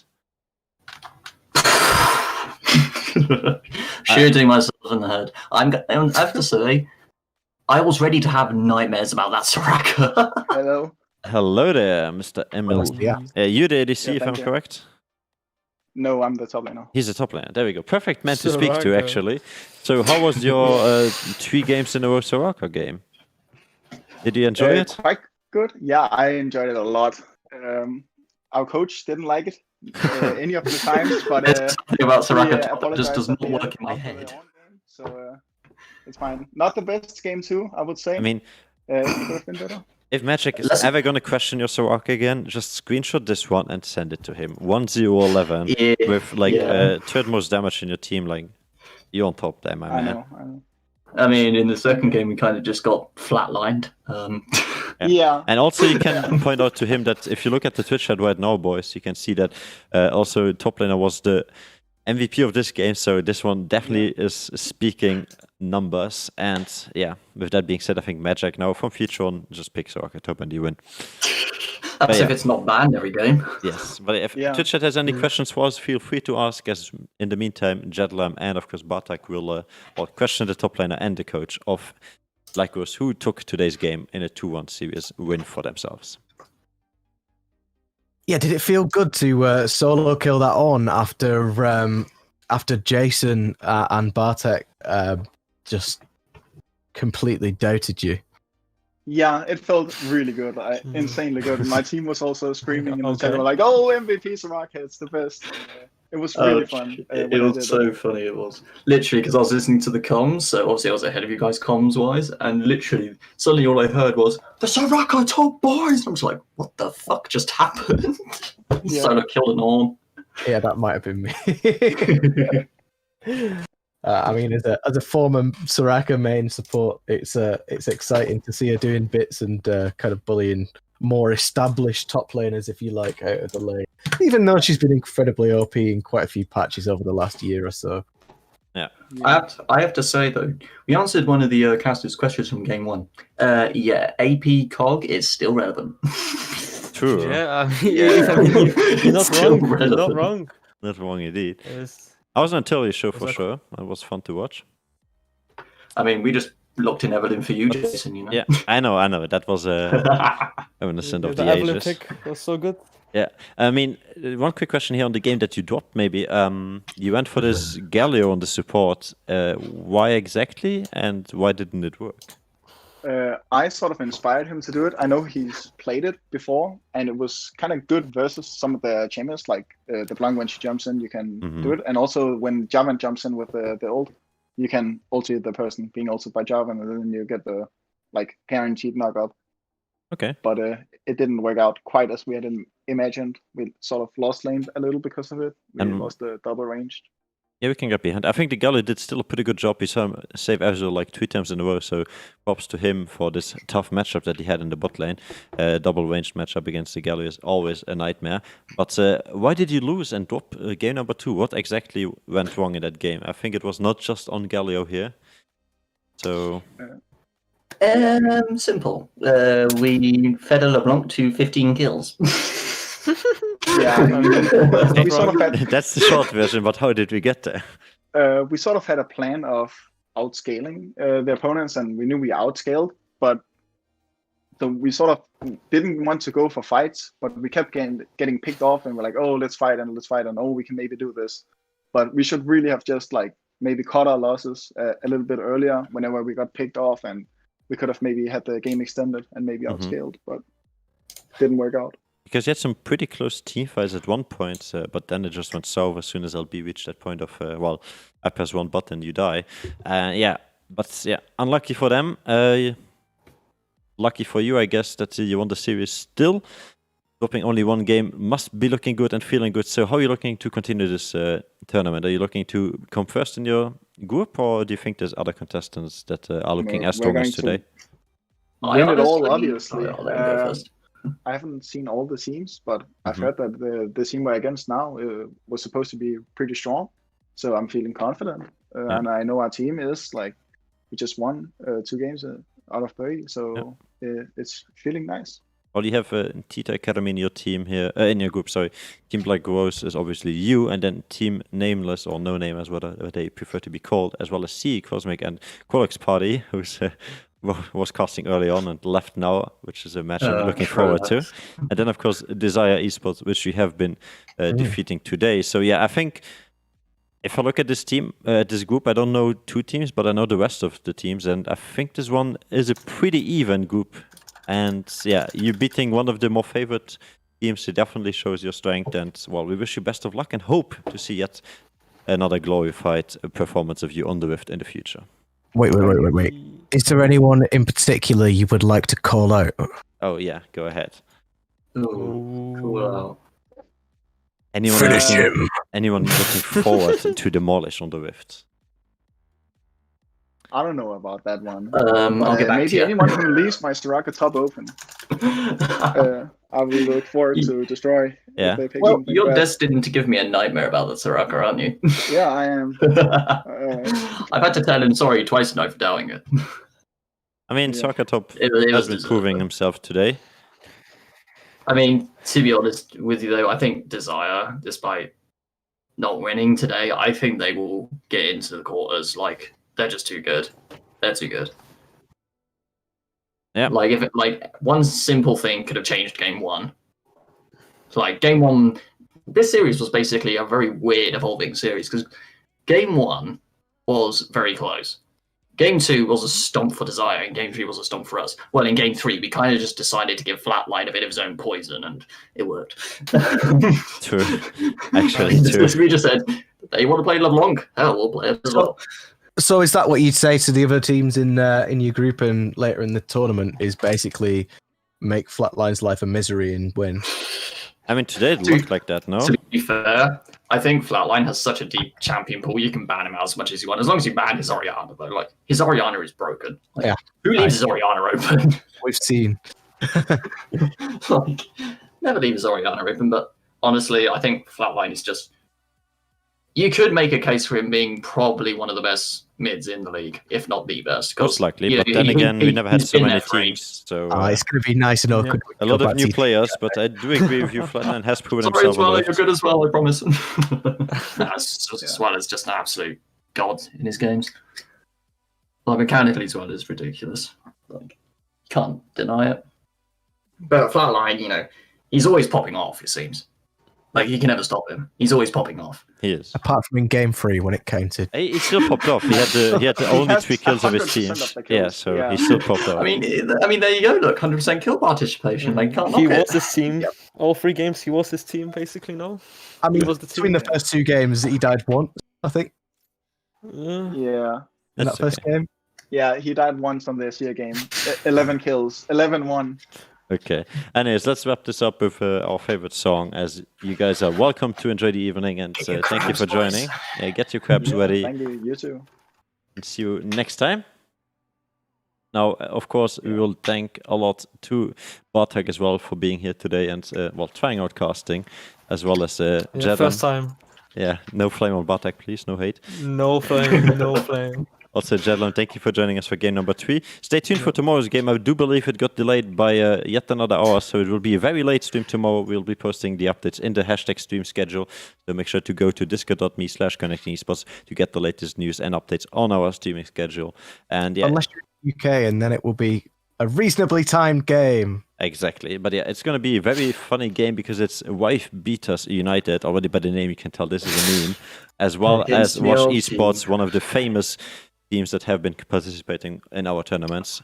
So yeah, looking forward to that one. Get your crabs ready. We're about to crab it out here with the Crab Brave as we say goodbye. And thank you also Qualax, who is not here anymore, for casting with us today, as well as Jedlam and Bartek. So thank you so much for being here, and see you guys next time. See you. Bye. Le boy. Bye.